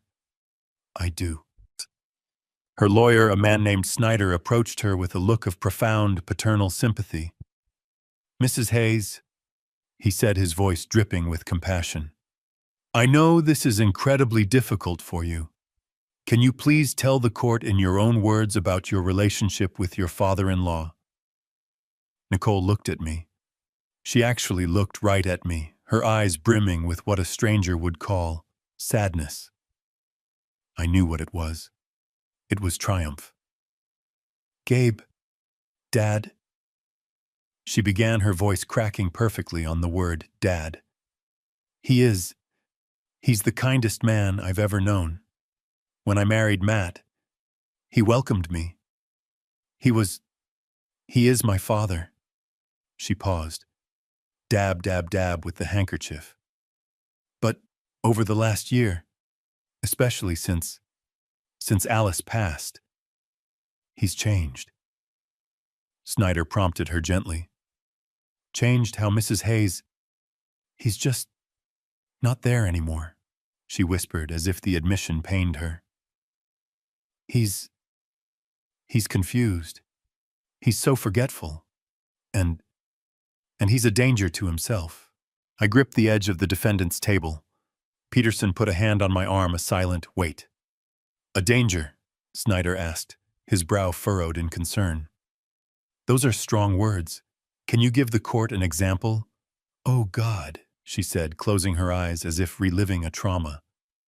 Last month, Matt and I, we always check on him. We try to. He gets so agitated. When we do, but we worry. We went over and the house was cold, and it smelled of gas. She was lying. A complete, total fabrication. My stove is electric. He had turned on the gas stove, the burner, but not the flame, she sobbed. He was just sitting in his chair in the living room reading the paper. The entire kitchen was filling with gas. If we hadn't gotten there, if we hadn't... She broke down, a quiet, theatrical sob into her handkerchief. Matt at his table put his head in his hands, playing his part. The traumatized son. That's horrifying, Snyder said, letting the image hang in the air for the jury. And has there been anything else? He gets lost, she said, her voice small. He's lived in this town for 45 years. But last week, he went to the Roundup Cafe, a place he's been to 1,000 times, and he called Matt. He was crying. He was disoriented. He said he didn't know where he was. He didn't know how to get home. The diner. She was twisting it. She was twisting the day they turned their backs on me into proof of my insanity. The audacity was breathtaking. So, Snyder said, pacing, he's forgetful. He's a danger to himself. Now, let's talk about this lawsuit. Your petition claims he made a financial promise to you. Can you explain that? Oh, it wasn't about a house, she said, shaking her head, as if the very idea was distasteful. It was about his words, his and Alice's. For years, they always told Matt, we're saving this for you. We're building this for you. When we're gone, the family will be taken care of. She looked at the judge, her eyes wide and sincere. Your Honor, Gabe promised us. He promised he would help us. He promised he would invest in us. We trusted that promise. It was a family promise. And what happened when you tried to act on that promise? Snyder asked. Nicole's face darkened with a new, different kind of sadness. The sadness of a victim. We We found our dream home, the home we wanted for our future children. We were so excited. We brought him the paperwork. It was just a formality. We thought he'd be happy for us. And was he? She took a sharp, shaky breath. He was a different person. His eyes, they were cold. He accused us. He accused Matt of trying to steal from him. He called me. He called me names I can't repeat in court. Another lie. I hadn't called her anything. I had just said no, but no wasn't dramatic enough for her story. He threw us out, she said, her voice rising in remembered panic. He threw us out of his house. He was violent in his refusal. He wasn't confused anymore. He was mean. That's when we knew. That's when we realized the man we loved, our father, was gone. Replaced by this angry, paranoid stranger. She had done it. She had painted the perfect picture. I wasn't just a forgetful old man. I was now a volatile, angry, paranoid old man, a danger to myself and to others. Snyder let her words hang in the air. He walked back to his table, then turned as if struck by a final noble thought. So, to be absolutely clear, Mrs. Hayes, this petition, this lawsuit, it's not about money, is it? It's not about the $600,000. This was the moment, the climax of her performance. She turned her gaze from her lawyer to the judge. The judge, a woman in her 60s with intelligent, tired eyes, looked back at her unblinking. Nicole's fake tears finally truly welled up and spilled over. Her voice was a masterpiece of broken devotion. Money, Your Honor. How could this possibly be about money? She choked out. We're his family. We love him. We just want to protect him. We just want to get him the help he needs. We want to manage his affairs so he can't hurt himself, so he can live out his years in safety and dignity. And then she went for the kill, the final vicious twist of the knife. And, she said, her voice breaking completely, we want to fulfill his late wife's greatest wish. I felt my blood run cold. Alice, Nicole whispered as if speaking of a saint. Alice always said that her only job in this world was making sure her family was taken care of, that Matt was safe. We're just trying to do what she would have wanted. I closed my eyes. The desecration was complete. She had taken the memory of my wife, the memory of Alice's love and strength, and she had twisted it. She had forged it into a weapon to justify her own bottomless, pathological greed. She had painted Alice, my Alice, as her accomplice. I heard a sniffle from the public gallery. Someone was buying it. I looked at Matt. He was sitting at his table, his head bowed, his shoulders shaking slightly. He was nodding. He was actually nodding along to her story. He had heard the lie so many times he now believed it himself. Nicole dabbed her eyes one last time. We just want our father back, she whispered. She stepped down from the stand, a perfect portrait of tragic, dutiful love. The courtroom was silent. The judge made a note. Snyder looked at Peterson, his expression smug. Your witness, he said. But Peterson didn't stand up. Not yet. He just looked at me. I nodded. It was my turn. Snyder sat down looking like a cat that had just swallowed a canary. He was smug. He looked at Peterson. Your witness. I felt my hands grip the wood of the defendant's table. I expected Peterson to call me. I expected him to put me on the stand, to deny the lies, to deny the gas stove, to deny the violent outburst. Peterson stood up slowly. He was a big man, but he moved with a quiet, deliberate grace. He wasn't flashy like Snyder. He was granite. The defense calls Matthew Hayes to the stand. A wave of confusion rippled through the courtroom. I heard Nicole's sharp intake of breath. Matt, my son, looked up, his face a mask of complete shock. Snyder shot to his feet. "Objection, Your Honor. Mr. Hayes is my client. He is a plaintiff. The defense cannot call my client as their witness." Peterson didn't even look at him. He addressed the judge, a stern-looking woman in her 60s named Judge Evans. "Your Honor," Peterson said, his voice a calm rumble. "Mr. Hayes is not just a plaintiff seeking monetary damages. He is the proposed conservator. This hearing is to determine his father's mental capacity, and if that capacity is found lacking, to determine if Mr. Hayes is a suitable person to manage his father's life and estate. His character, his motives, and his judgment are not just relevant.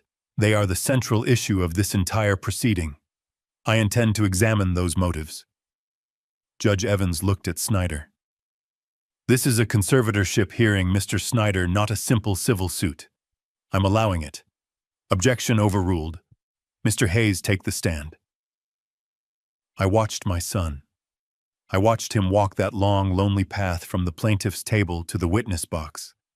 He looked small in his dark, somber suit. He passed right by me. He wouldn't meet my eyes. He placed his hand on the Bible. I thought, he's about to lie on the same Bible his mother read every Sunday. He swore the oath, his voice barely a whisper. "I do." He sat down. He looked terrified. Peterson approached the box. He didn't attack. His voice was soft, almost kind. "Mr. Hayes, you've just heard your wife's testimony. It was very moving. You must be terribly worried about your father." Matt visibly relaxed. This was familiar territory. The script. "Yes, sir," he said, nodding, finding his footing. "We both are. He's just not the man he was. He's confused. He's angry. We're scared for him." "Scared for him," Peterson repeated, nodding. "And you're worried about his finances, that in his confused state, he might mismanage them." "Yes. He worked his whole life for what he has," Matt said, gaining confidence. "We just want to protect that. Protect his legacy. It's what my mother Alice would have wanted." I felt my blood turn to ice. He dared. He dared to speak her name. He dared to use her as a shield for this. I looked at Peterson. Peterson's face was stone. "So, Mr. Hayes," Peterson continued, his voice still soft, "all of your actions, this lawsuit, this petition to have your father stripped of his rights, all of this comes from a place of love, of concern." "Yes," Matt said, his voice firm now. 100%. We just want to help him." "Help him," Peterson murmured. He paced a step. Then he turned, and the kindness was gone. His voice was no longer a rumble. It was a blade. "Let's talk about the specific ways you've tried to help him." Peterson walked to his briefcase. He pulled out a single sheet of paper. "Mr. Hayes, I'm holding a document from Bank of America dated October 15th of this year. It's a rejection letter for a $20,000 home equity line of credit in your father's name. Can you tell the court who filed this application?" Snyder was on his feet. "Objection, relevance. What does this have to do?" "Your Honor," Peterson cut him off. "It has everything to do with it. It speaks directly to the plaintiff's pattern of behavior regarding his father's finances." Judge Evans held up a hand. "I'll allow it. It is highly relevant." "Answer the question, Mr. Hayes." Matt was white. He was staring at the paper in Peterson's hand as if it were a snake. I don't recall. I don't know anything about that." "You don't recall?" Peterson's voice was incredulous. "That's strange. Because the application was filed at 7:42 p.m. on Tuesday, October 15th. According to your own wife's testimony, that was the very same day your father supposedly had a violent paranoid episode and threw you out of his house. You must have been very concerned for his finances that night. Objection! Snyder yelled. Argumentative. Sustained, the judge said, but she was leaning forward now, her eyes fixed on Matt. Just ask the questions, Mr. Peterson. Let me refresh your memory, Mr. Hayes. Peterson continued, his voice like ice. This application was filed online. It used your father's correct social security number, his correct date of birth, and for the security question, his mother's maiden name, Kovacs. Is that a name you are familiar with, Mr. Hayes? I watched my son's face. I watched it crumble. He knew. He was caught. He looked at Nicole, a desperate, silent plea. Her face was frozen, her mask of grief replaced by one of pure panic. I might have, Matt stammered, his voice cracking. I was trying to check on his accounts, to see if he was okay. I was worried someone else might be stealing from him. You were checking on his accounts by applying for a $20,000 loan in his name without his permission? Peterson asked, his voice booming in the small courtroom. Is that what helping looks like, Mr. Hayes? Or is that what the Oregon State Penal Code calls identity theft? Objection! Snyder screamed, his face purple. My client is not on trial for... Sustained, the judge snapped. The jury will disregard that last comment. Mr. Peterson, you are on a very thin wire. My apologies, Your Honor, Peterson said, not looking sorry at all. He put the bank letter down. Let's move on. Let's talk about other ways you've helped your father. Matt was breathing hard now, his knuckles white on the railing of the witness box. Mr. Hayes, Peterson said, let's go back 1 week further, to October 10th. Your father was at a cardiology appointment in Portland for most of the day. Is that correct? I believe so. And while he was gone, you and your wife were at his house, weren't you? Matt's eyes darted to Nicole again. We stopped by to pick up his mail. He'd been forgetting.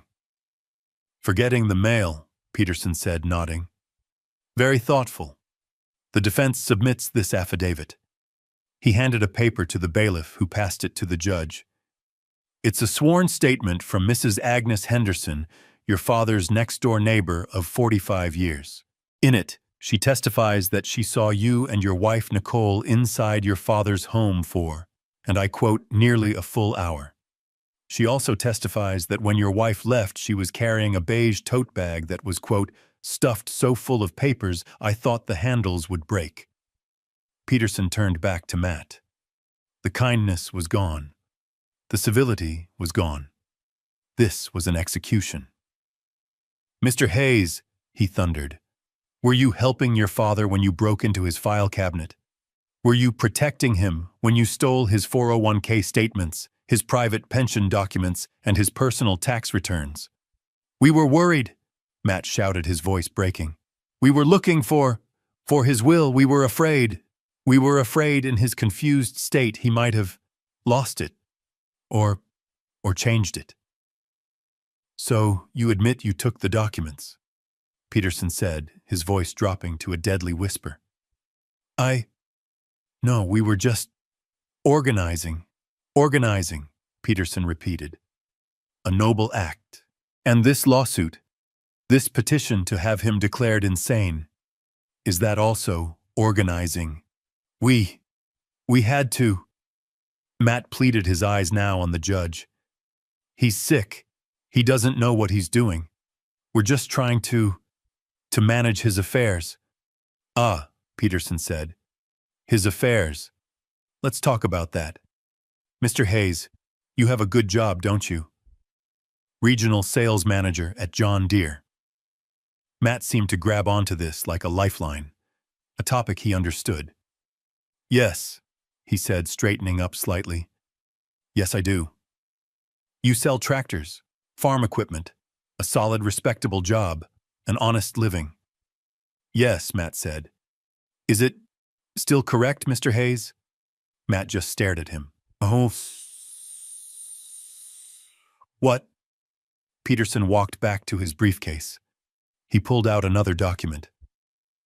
Mr. Hayes, were you not terminated, fired, from your position at John Deere 6 months ago, on May 1st, for embezzlement?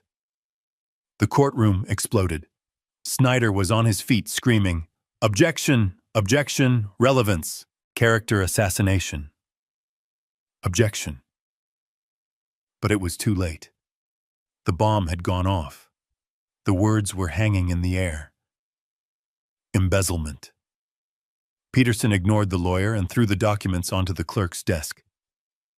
Your Honor, the defense submits Mr. Hayes' termination letter from John Deere and the signed restitution agreement, where he admits to falsifying expense reports and stealing $5,000 from his employer. Order! The judge yelled, banging her gavel. Order in my court! Peterson waited until the noise died down his face, a mask of cold fury. He turned to the judge. Your Honor, it is entirely relevant. The plaintiffs have built their entire case on the foundation that they are concerned for Mr. Hayes' welfare. We are here to prove with this evidence that this case has nothing to do with concern. It has nothing to do with love. It is about desperation. It is about bankruptcy. It is about debt. I looked at Matt. My son. He wasn't the dutiful son anymore. He wasn't the loving protector. He was just a thief, a common, pathetic thief. He had his head in his hands, his shoulders shaking. I looked at Nicole. Her mask was gone. She was not looking at her husband with love or sympathy. She was staring at him with a look of such pure, unadulterated hatred, a look that said, "You didn't just fail. You got caught." The judge slammed her gavel again. Order, Mr. Snyder. I am overruling your objection. This evidence speaks directly to the plaintiff's motive, and I suggest you take a long recess. She looked at Matt, then at Nicole, her eyes filled with disgust. Because right now, your case has a catastrophic credibility problem. The courtroom was chaos. Snyder was on his feet, his face a blotchy, furious red, screaming, "Objection!" Judge Evans was banging her gavel, her voice cracking as she yelled, "Order, order in my court! I will clear this room!" I looked at my son. Matt was still in the witness box, but he wasn't a witness anymore. He was just wreckage.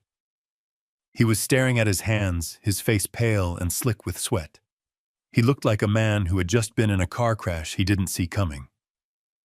I looked at Nicole. Her mask of the tragic grieving daughter was gone. It had shattered, and what was left underneath was ugly. She was staring at Matt, not with sympathy, not with love. She was staring at him with a look of such pure, undiluted, venomous contempt. It was the look of a predator who had just watched her partner step in a trap, ruining the hunt for both of them. She was furious, trapped in a room with a failure, and she knew it.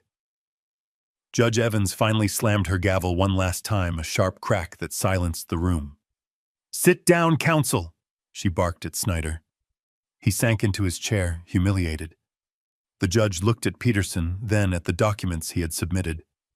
The termination letter, the restitution agreement, embezzlement. Her eyes, when they finally lifted, were cold as steel. She looked at Snyder. "Counselor," she said, her voice dangerously quiet.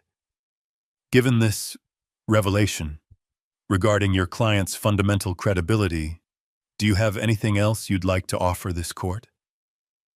Or are we done here?" I could see the panic in Snyder's eyes. His entire case, the only case he had, was that I was a paranoid, incompetent old man who needed to be protected. And Peterson had just proven in less than 5 minutes that I wasn't paranoid at all. I was being hunted. Snyder stood up. He was sweating. I could see the dark patch on the back of his shiny suit jacket. He fumbled with his papers, his hands shaking. He had one move left. It wasn't a legal move. It was a tantrum. It was a desperation play. He abandoned the incompetence argument completely. He abandoned the conservatorship. He knew that was dead. He pivoted. He turned his back on Matt, discarding his own client, and faced the judge. He tried to reclaim that compassionate fatherly tone he had used with Nicole, but his voice was trembling with rage.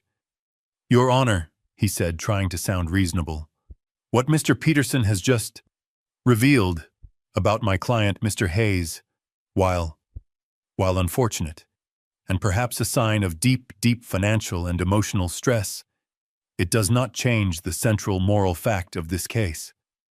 I looked at Peterson. Peterson just leaned back, clasping his hands.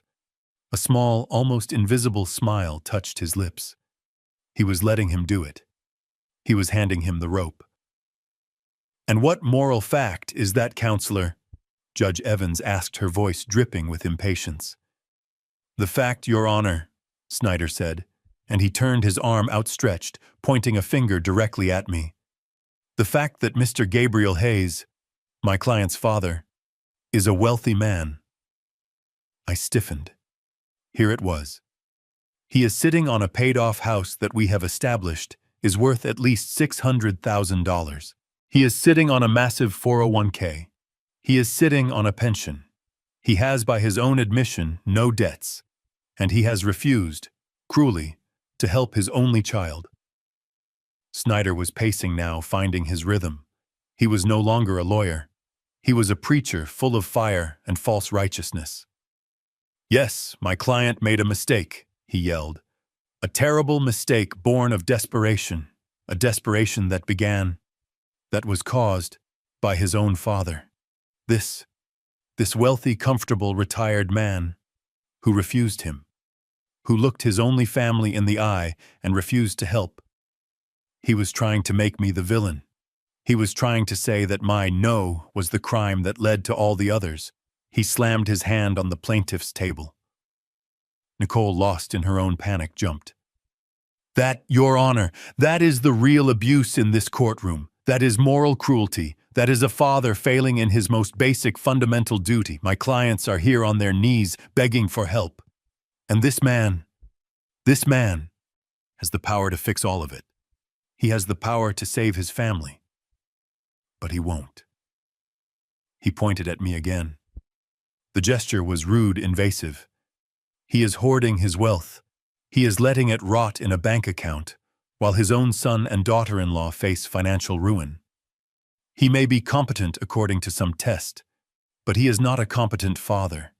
He is not a competent man. This isn't just about a promise. This is about decency. He has a moral obligation to his blood, and if he will not honor that obligation, then this court must compel him to—" He let the words hang in the air. Moral obligation. He was trying to shame me. He was trying to shame the judge into forcing me to give them the $600,000 as a punishment for being a bad father. I looked at Matt, my son, still sitting in the witness box. He was listening to this. He was nodding. He was actually nodding. He believed it. After everything, after being exposed as an embezzler, a liar, a thief, he still believed he was the victim. He believed he was entitled to my money. He believed I was the cruel one. The rage in my chest was so cold it burned. This was the man I had raised. This was the legacy Alice and I had built. A weak, entitled thief who felt the world owed him everything. Peterson stood up. He hadn't objected. He hadn't said a word. He had let Snyder dig his own grave shovel by shovel. "Your Honor," Peterson said, his voice calm, cutting through the heavy silence. "Mr. Snyder makes a passionate, if highly irrelevant, argument, but I thank him." Snyder looked confused. He had expected a fight. "I thank him," Peterson continued, "because he has brought us perfectly, and finally, to the central point of this case." Peterson looked at me. then at Matt, then at Nicole. Mr. Snyder is correct about one single thing. His entire case, his original case for $600,000 and his new desperate argument for moral obligation, is built on one fundamental assumption. He paused, letting the weight settle. The assumption is that my client, Gabriel Hayes, is, as Mr. Snyder so eloquently put it, a wealthy old man sitting on a pile of money. Snyder frowned. He is, we have the documents, the 401k, the pension, the house, he's hoarding it. Peterson smiled. It was the coldest, most terrifying smile I had ever seen. It was the smile of an engineer who had just checked the final calculation and knew the bridge was about to collapse exactly as he'd planned. Your Honor, Peterson said, turning to face me, I'd like to address that assumption, because there has been a significant misunderstanding of the facts. A gross miscalculation of my client's actual financial situation. Nicole, who had been staring at Matt with pure hatred, suddenly snapped her head toward Peterson. Her eyes, they lit up with a new, hungry, desperate light. More money is there. More I knew what was coming. I took a deep breath.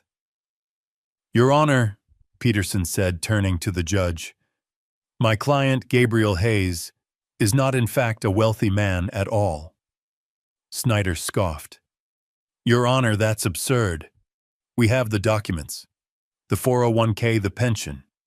The house, he's hoarding it. Peterson smiled. It was the coldest, most terrifying smile I had ever seen. It was the smile of an engineer who had just checked the final calculation and knew the bridge was about to collapse exactly as he'd planned. Your Honor, Peterson said, turning to face me, I'd like to address that assumption, because there has been a significant misunderstanding of the facts. A gross miscalculation of my client's actual financial situation. Nicole, who had been staring at Matt with pure hatred, suddenly snapped her head toward Peterson. Her eyes, they lit up with a new, hungry, desperate light. More money is there. More I knew what was coming. I took a deep breath. Your Honor, Peterson said, turning to the judge, my client, Gabriel Hayes, is not in fact a wealthy man at all. The room went completely silent. Snyder's smirk froze. Matt looked up, his face a mask of confusion. What kind of trick is this? Snyder stammered. We've seen his statements. You've seen what my client wanted you to see. Peterson said, his voice like silk. Mr. Hayes is a retired engineer. He lives on a fixed pension of $2,800 a month. The 401k you're so obsessed with contains... Let me check. He pulled out a single paper. Yes. A balance of $84,000. Not $600,000. Not millions. 84.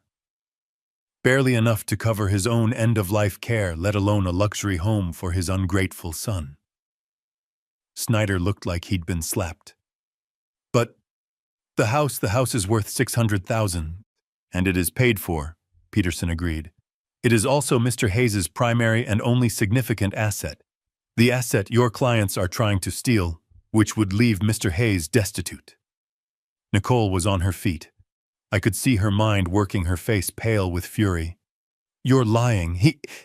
He promised, My client acted like a frugal retired man, which is exactly what he is, Peterson said. His real assets, the ones you seem to believe exist, are not his. Peterson turned, walked to his briefcase, and pulled out the massive dark blue gold-embossed ledger. He placed it on the clerk's desk with a thud that echoed in the silent courtroom. This, Your Honor, Peterson said, is the Hayes Alice Trust, an irrevocable trust established in 1995. He opened it. Mr. Hayes 30 years ago sold a patent for an aerospace alloy he invented. The proceeds of that sale, $50 million, were placed into this trust by him and his late wife, Alice. $50 million. The words just hung there, Snyder stumbled back, his mouth open. Matt, my son, just stared at the book, his eyes wide and completely blank. But Nicole, her face, it transformed. The mask of the grieving daughter, the mask of the angry plaintiff, it all melted away. What was left was something raw, something primal. It was hunger. Her eyes were fixed on that blue book. Her breathing was shallow. She was physically trembling. She wasn't seeing a legal document. She was seeing a vault she had just been told she couldn't open. 50 million, she whispered. I could see her lips form the words. She turned to her lawyer, her voice a harsh, desperate hiss. Snyder, that's it. That's the money. He is rich. He lied. He's been lying to us all along. She stood up, pointing a shaking finger at me. Your Honor, this proves it. This proves everything. He has the money. He can pay. We're amending our lawsuit. And she was frantic, a shark that had just tasted blood in the water. We're not just suing for the 600,000. We. She looked at Matt, grabbing his arm. Matt, tell them we're his family. That money, that trust, it's ours. It's his. He has to give it to us. She turned back to the judge, her eyes wild. We demand the $600,000 from the trust. She had done it. She had said the magic words. Peterson just stood there. He watched her. He let her scream. He let her expose the bottomless, ugly pit of her greed to the entire courtroom. He waited until she was breathing hard, her chest heaving, her eyes dark. This is a trap. Then he turned to the judge. Peterson just stood there. He let her scream. He let her demand the $50 million. He let her, in front of a judge and a full courtroom, complete her transformation from a grieving daughter-in-law into a ravenous wolf. Only when Nicole was finished breathing hard, her eyes fixed on the blue ledger like it was a piece of meat, did Peterson turn. He didn't speak to Nicole. He didn't speak to Snyder. He spoke only to the judge. Your Honor, Peterson said, his voice calm. That is precisely why Mrs. Alice Hayes, a woman of remarkable foresight, included Section 4, Article B. She anticipated this very day. Judge Evans looked down at the massive trust document Peterson had submitted. The courtroom was dead silent. The only sound was the rustle of the judge turning a page. I looked at Matt. He was still in the witness box, a forgotten player in his own drama. He was watching the judge, his face blank. I looked at Nicole. She was vibrating with a terrible, greedy energy. She was leaning forward, her hands gripping the plaintiff's table like she was about to launch herself over it to grab the book. Judge Evans found the page. She put on her own reading glasses.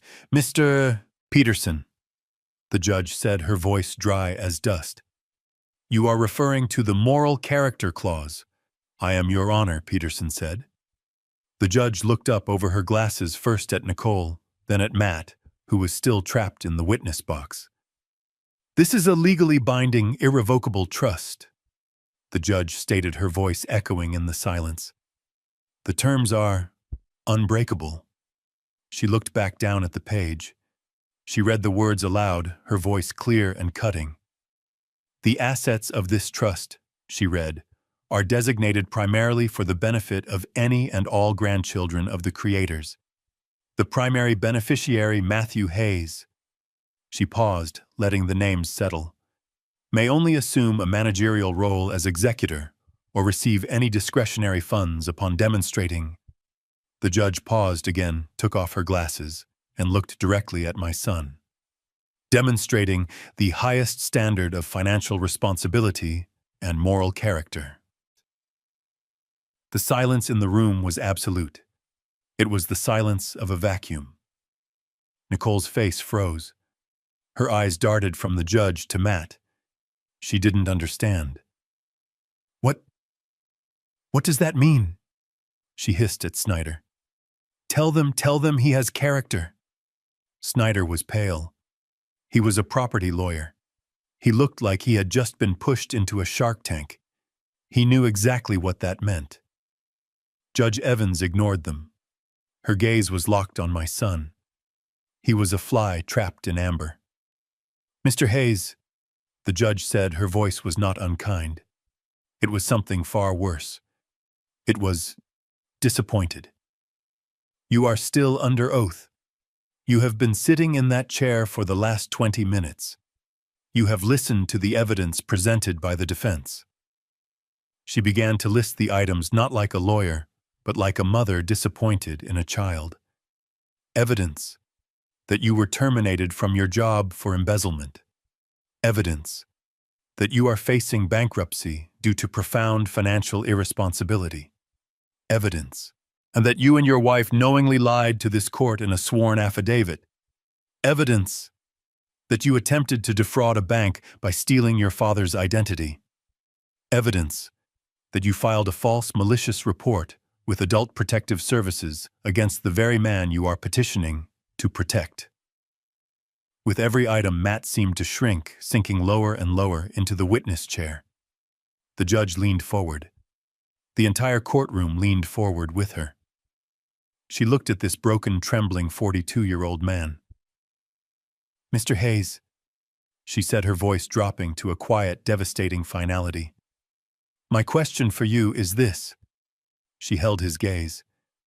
"Do you believe, honestly, that the man I have just described, the man who has sat in my courtroom this morning and lied under oath, the man who attempted to steal from his own 70-year-old father, first by theft and then by trying to have him declared legally insane?"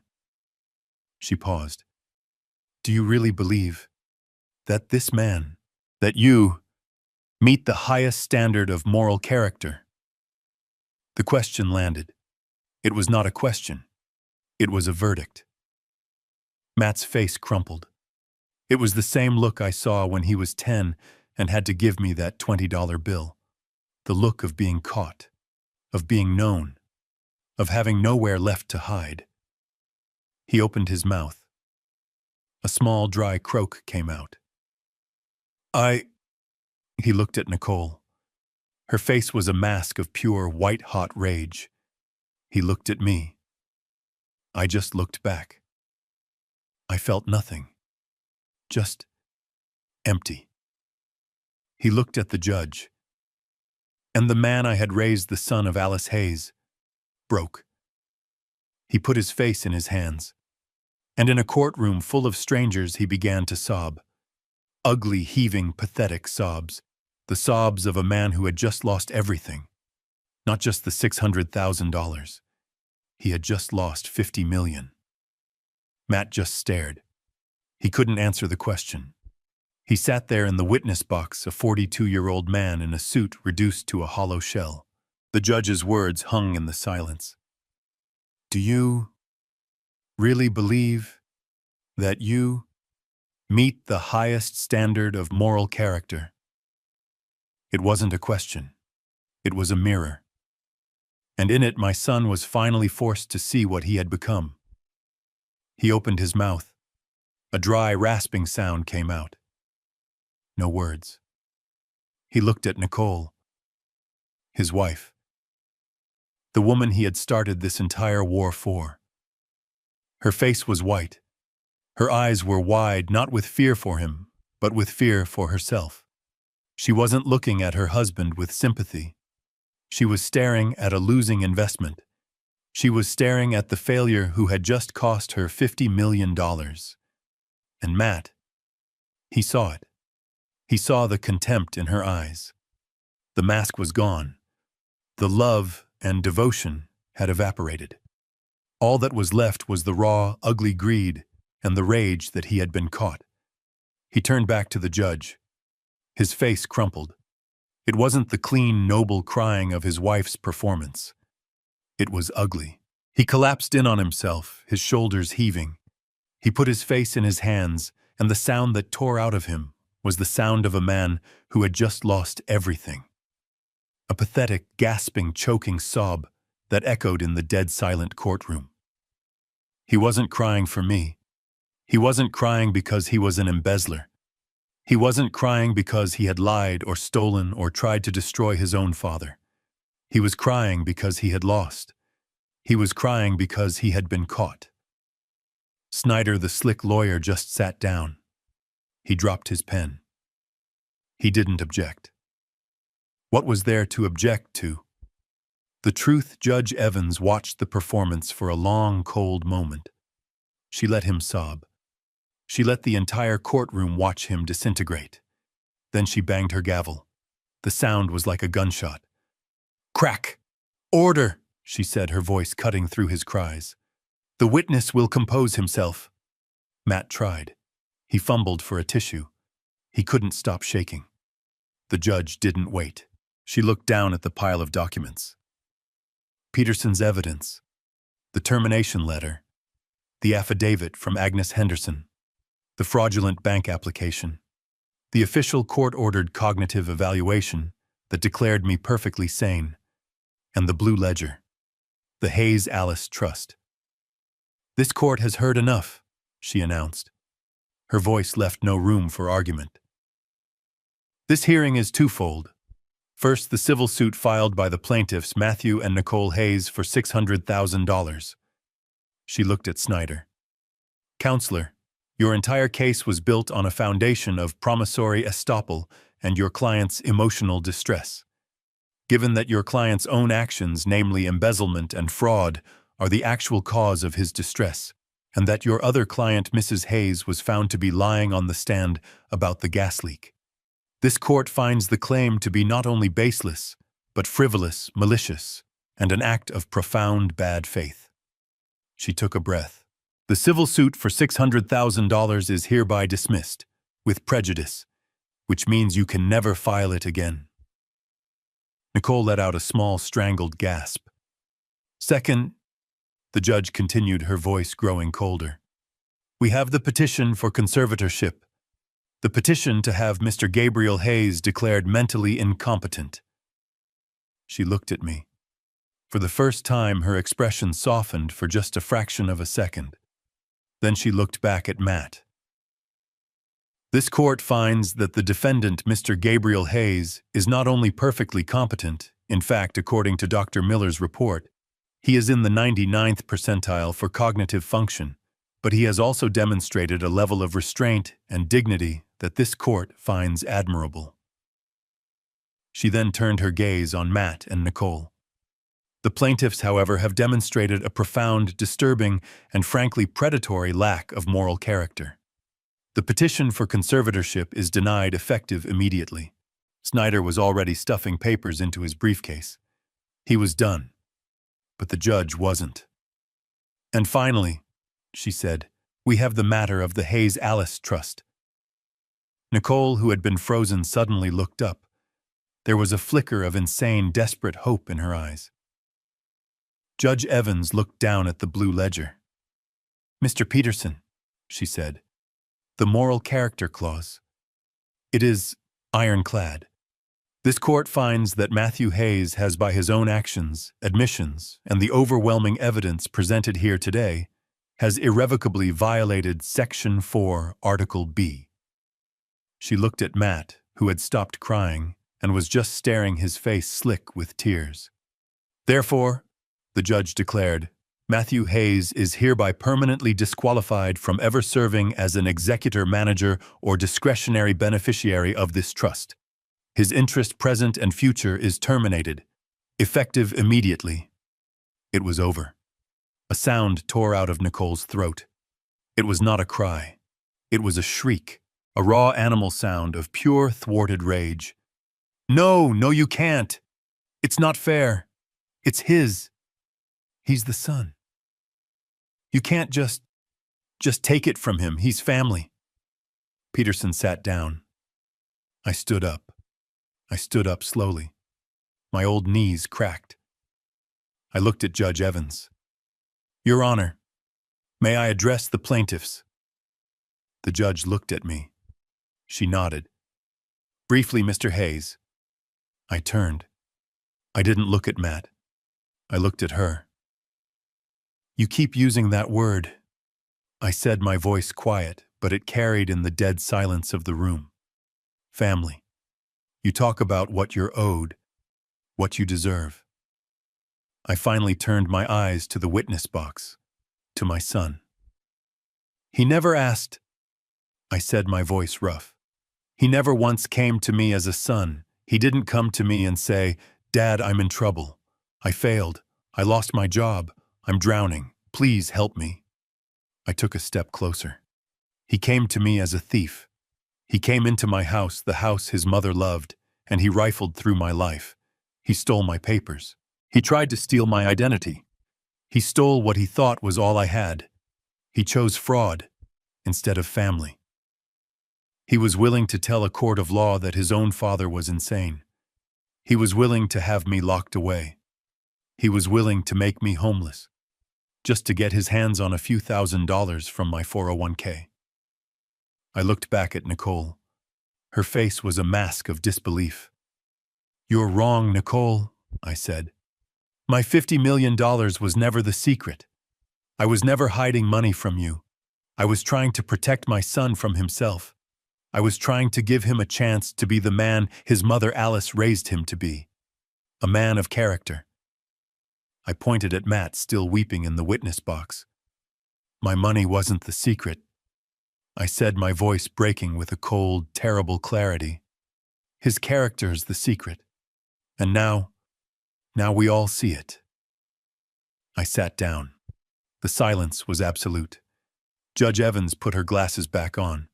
She looked at the plaintiff's table. This hearing is concluded, she said. She stood up.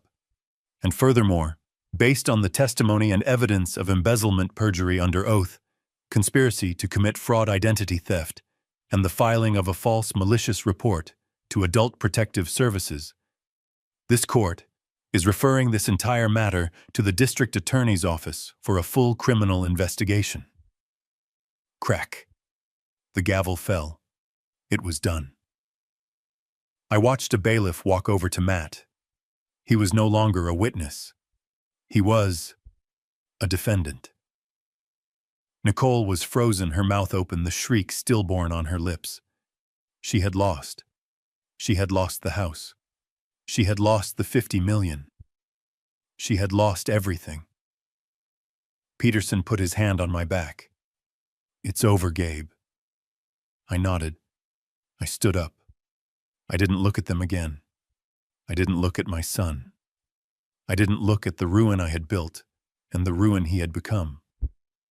I just walked out of the courtroom. I pushed open the heavy wooden doors and walked out into the bright, cold, ordinary sunlight. I sold the house in Oregon. I sold the old truck. I let the lawyers and the trust handle the rest. I used my pension, the money I had earned, the decoy money, and I bought a small 2-bedroom condo in San Diego. The place Alice and I always said we'd retire to but never did. The $50 million trust. It's still there. Peterson manages it. It goes to engineering scholarships now. It goes to the university where I developed the alloy. It builds things. It doesn't destroy them. Matt and Nicole, they're facing multiple felony charges. They declared bankruptcy. The last I heard, Nicole left him. She finally realized you can't get blood from a stone. I sit on my new balcony now. I can smell the salt from the ocean. I'm drinking coffee from a brand new machine. It works perfectly every time. I lost my son. But I kept my word to Alice. I protected our legacy, and I am finally at peace. Matt couldn't speak. He just broke. The man I had raised, the son of Alice Hayes, just sat there in the witness box, his face a grotesque mask of tears and sweat. He was a hollowed-out building, the foundation rotted, finally collapsing in on itself. He opened his mouth, but only a dry, rasping sound came out. He couldn't answer the question. He couldn't defend the indefensible. He looked at Nicole. Her face was no longer angry. It was white. Sheet white. A mask of pure, unadulterated terror. She finally understood. She had overplayed her hand. She had flown too close to the sun, and the reality of her failure was melting her wings. He looked at me. I just looked back. I felt nothing. Just a vast, cold emptiness. He turned back to the judge, and he did the only thing he could. He put his face in his hands, and he sobbed. Not the performance sobs of his wife. These were the ugly, choking, gut-wrenching sobs of a man who had just lost everything. Not just the $600,000. He had just lost $50 million. Snyder, the slick lawyer, just sat down. He dropped his pen. He didn't object. What was there to object to? The truth, Judge Evans watched the performance for a long, cold moment. She let him sob. She let the entire courtroom watch him disintegrate. Then she banged her gavel. The sound was like a gunshot. Crack! Order! She said, her voice cutting through his cries. The witness will compose himself. But he couldn't. He was gone. The judge didn't wait. She looked down at the pile of documents. Peterson's evidence, the termination letter, the affidavit from Agnes Henderson, the fraudulent bank application, the official court-ordered cognitive evaluation that declared me perfectly sane, and the blue ledger, the Hayes Alice Trust. This court has heard enough, she announced. Her voice left no room for argument. This hearing is twofold. First, the civil suit filed by the plaintiffs Matthew and Nicole Hayes for $600,000. She looked at Snyder. Counselor, your entire case was built on a foundation of promissory estoppel and your client's emotional distress. Given that your client's own actions, namely embezzlement and fraud, are the actual cause of his distress, and that your other client, Mrs. Hayes, was found to be lying on the stand, this court finds the claim to be not only baseless, but frivolous, malicious, and an act of profound bad faith. She took a breath. The civil suit for $600,000 is hereby dismissed, with prejudice, which means you can never file it again. Nicole let out a small strangled gasp like she'd been punched.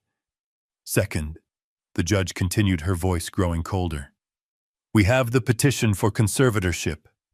The petition to have Mr. Gabriel Hayes declared mentally incompetent. She looked at me. For the first time, her expression softened for just a fraction of a second. Then she looked back at Matt.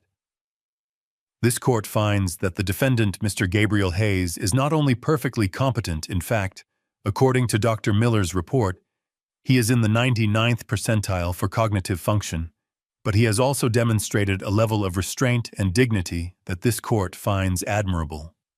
She then turned her gaze on Matt and Nicole.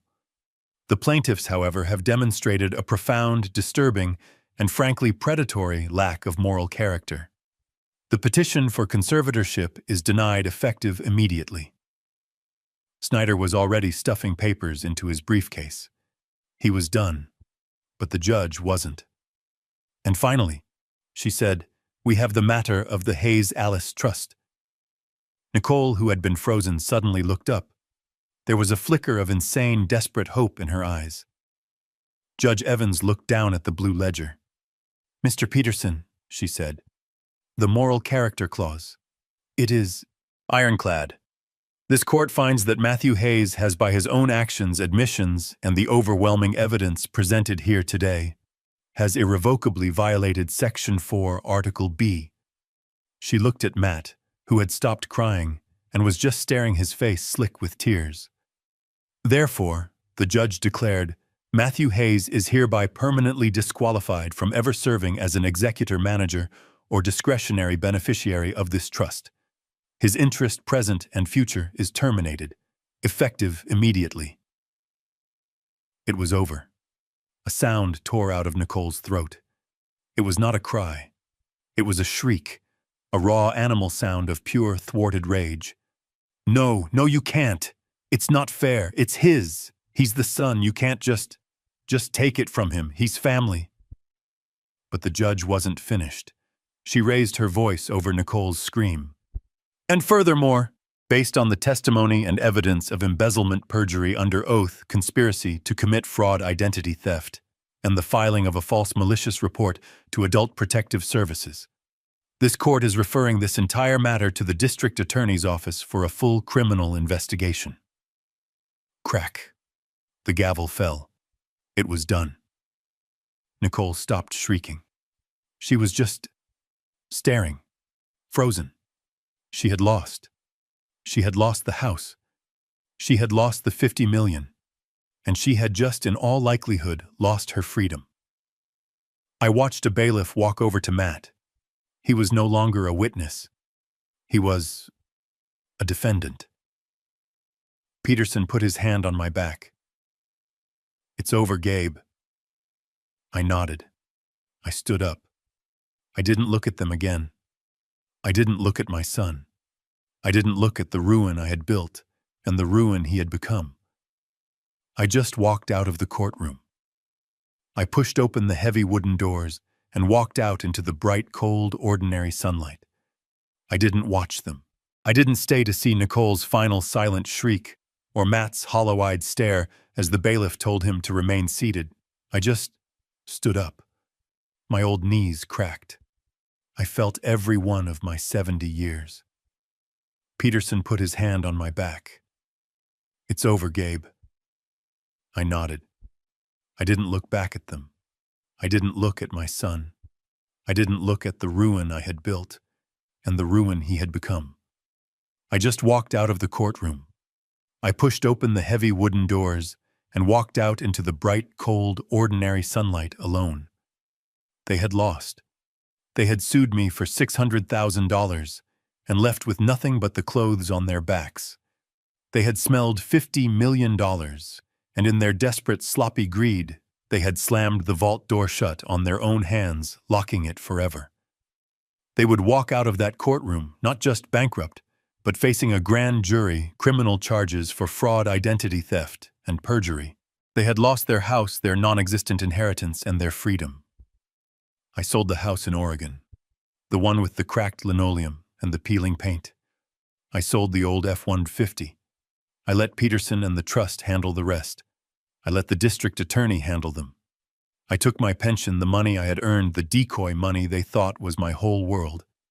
And I bought a small 2-bedroom condo in San Diego. It's not big. It's not fancy. But the sliding glass door opens onto a small balcony. Alice and I always said we'd retire here. We always said someday. We were always saving, always waiting. I'm sitting on that balcony now. I can smell the salt from the ocean. The air is warm. I'm drinking coffee. It's from a brand new machine. I bought it last week. It has a digital display and a built-in grinder. It works perfectly every single time. The $50 million trust, it's still there. Peterson manages it. As per Alice's final clear-eyed wishes since Matt failed the test, the money goes to where it can do some good. It's funding engineering scholarships at my old university. It's building libraries for kids who want to learn. It's building things that last, not things that get torn down by greed. I lost my son. I know that.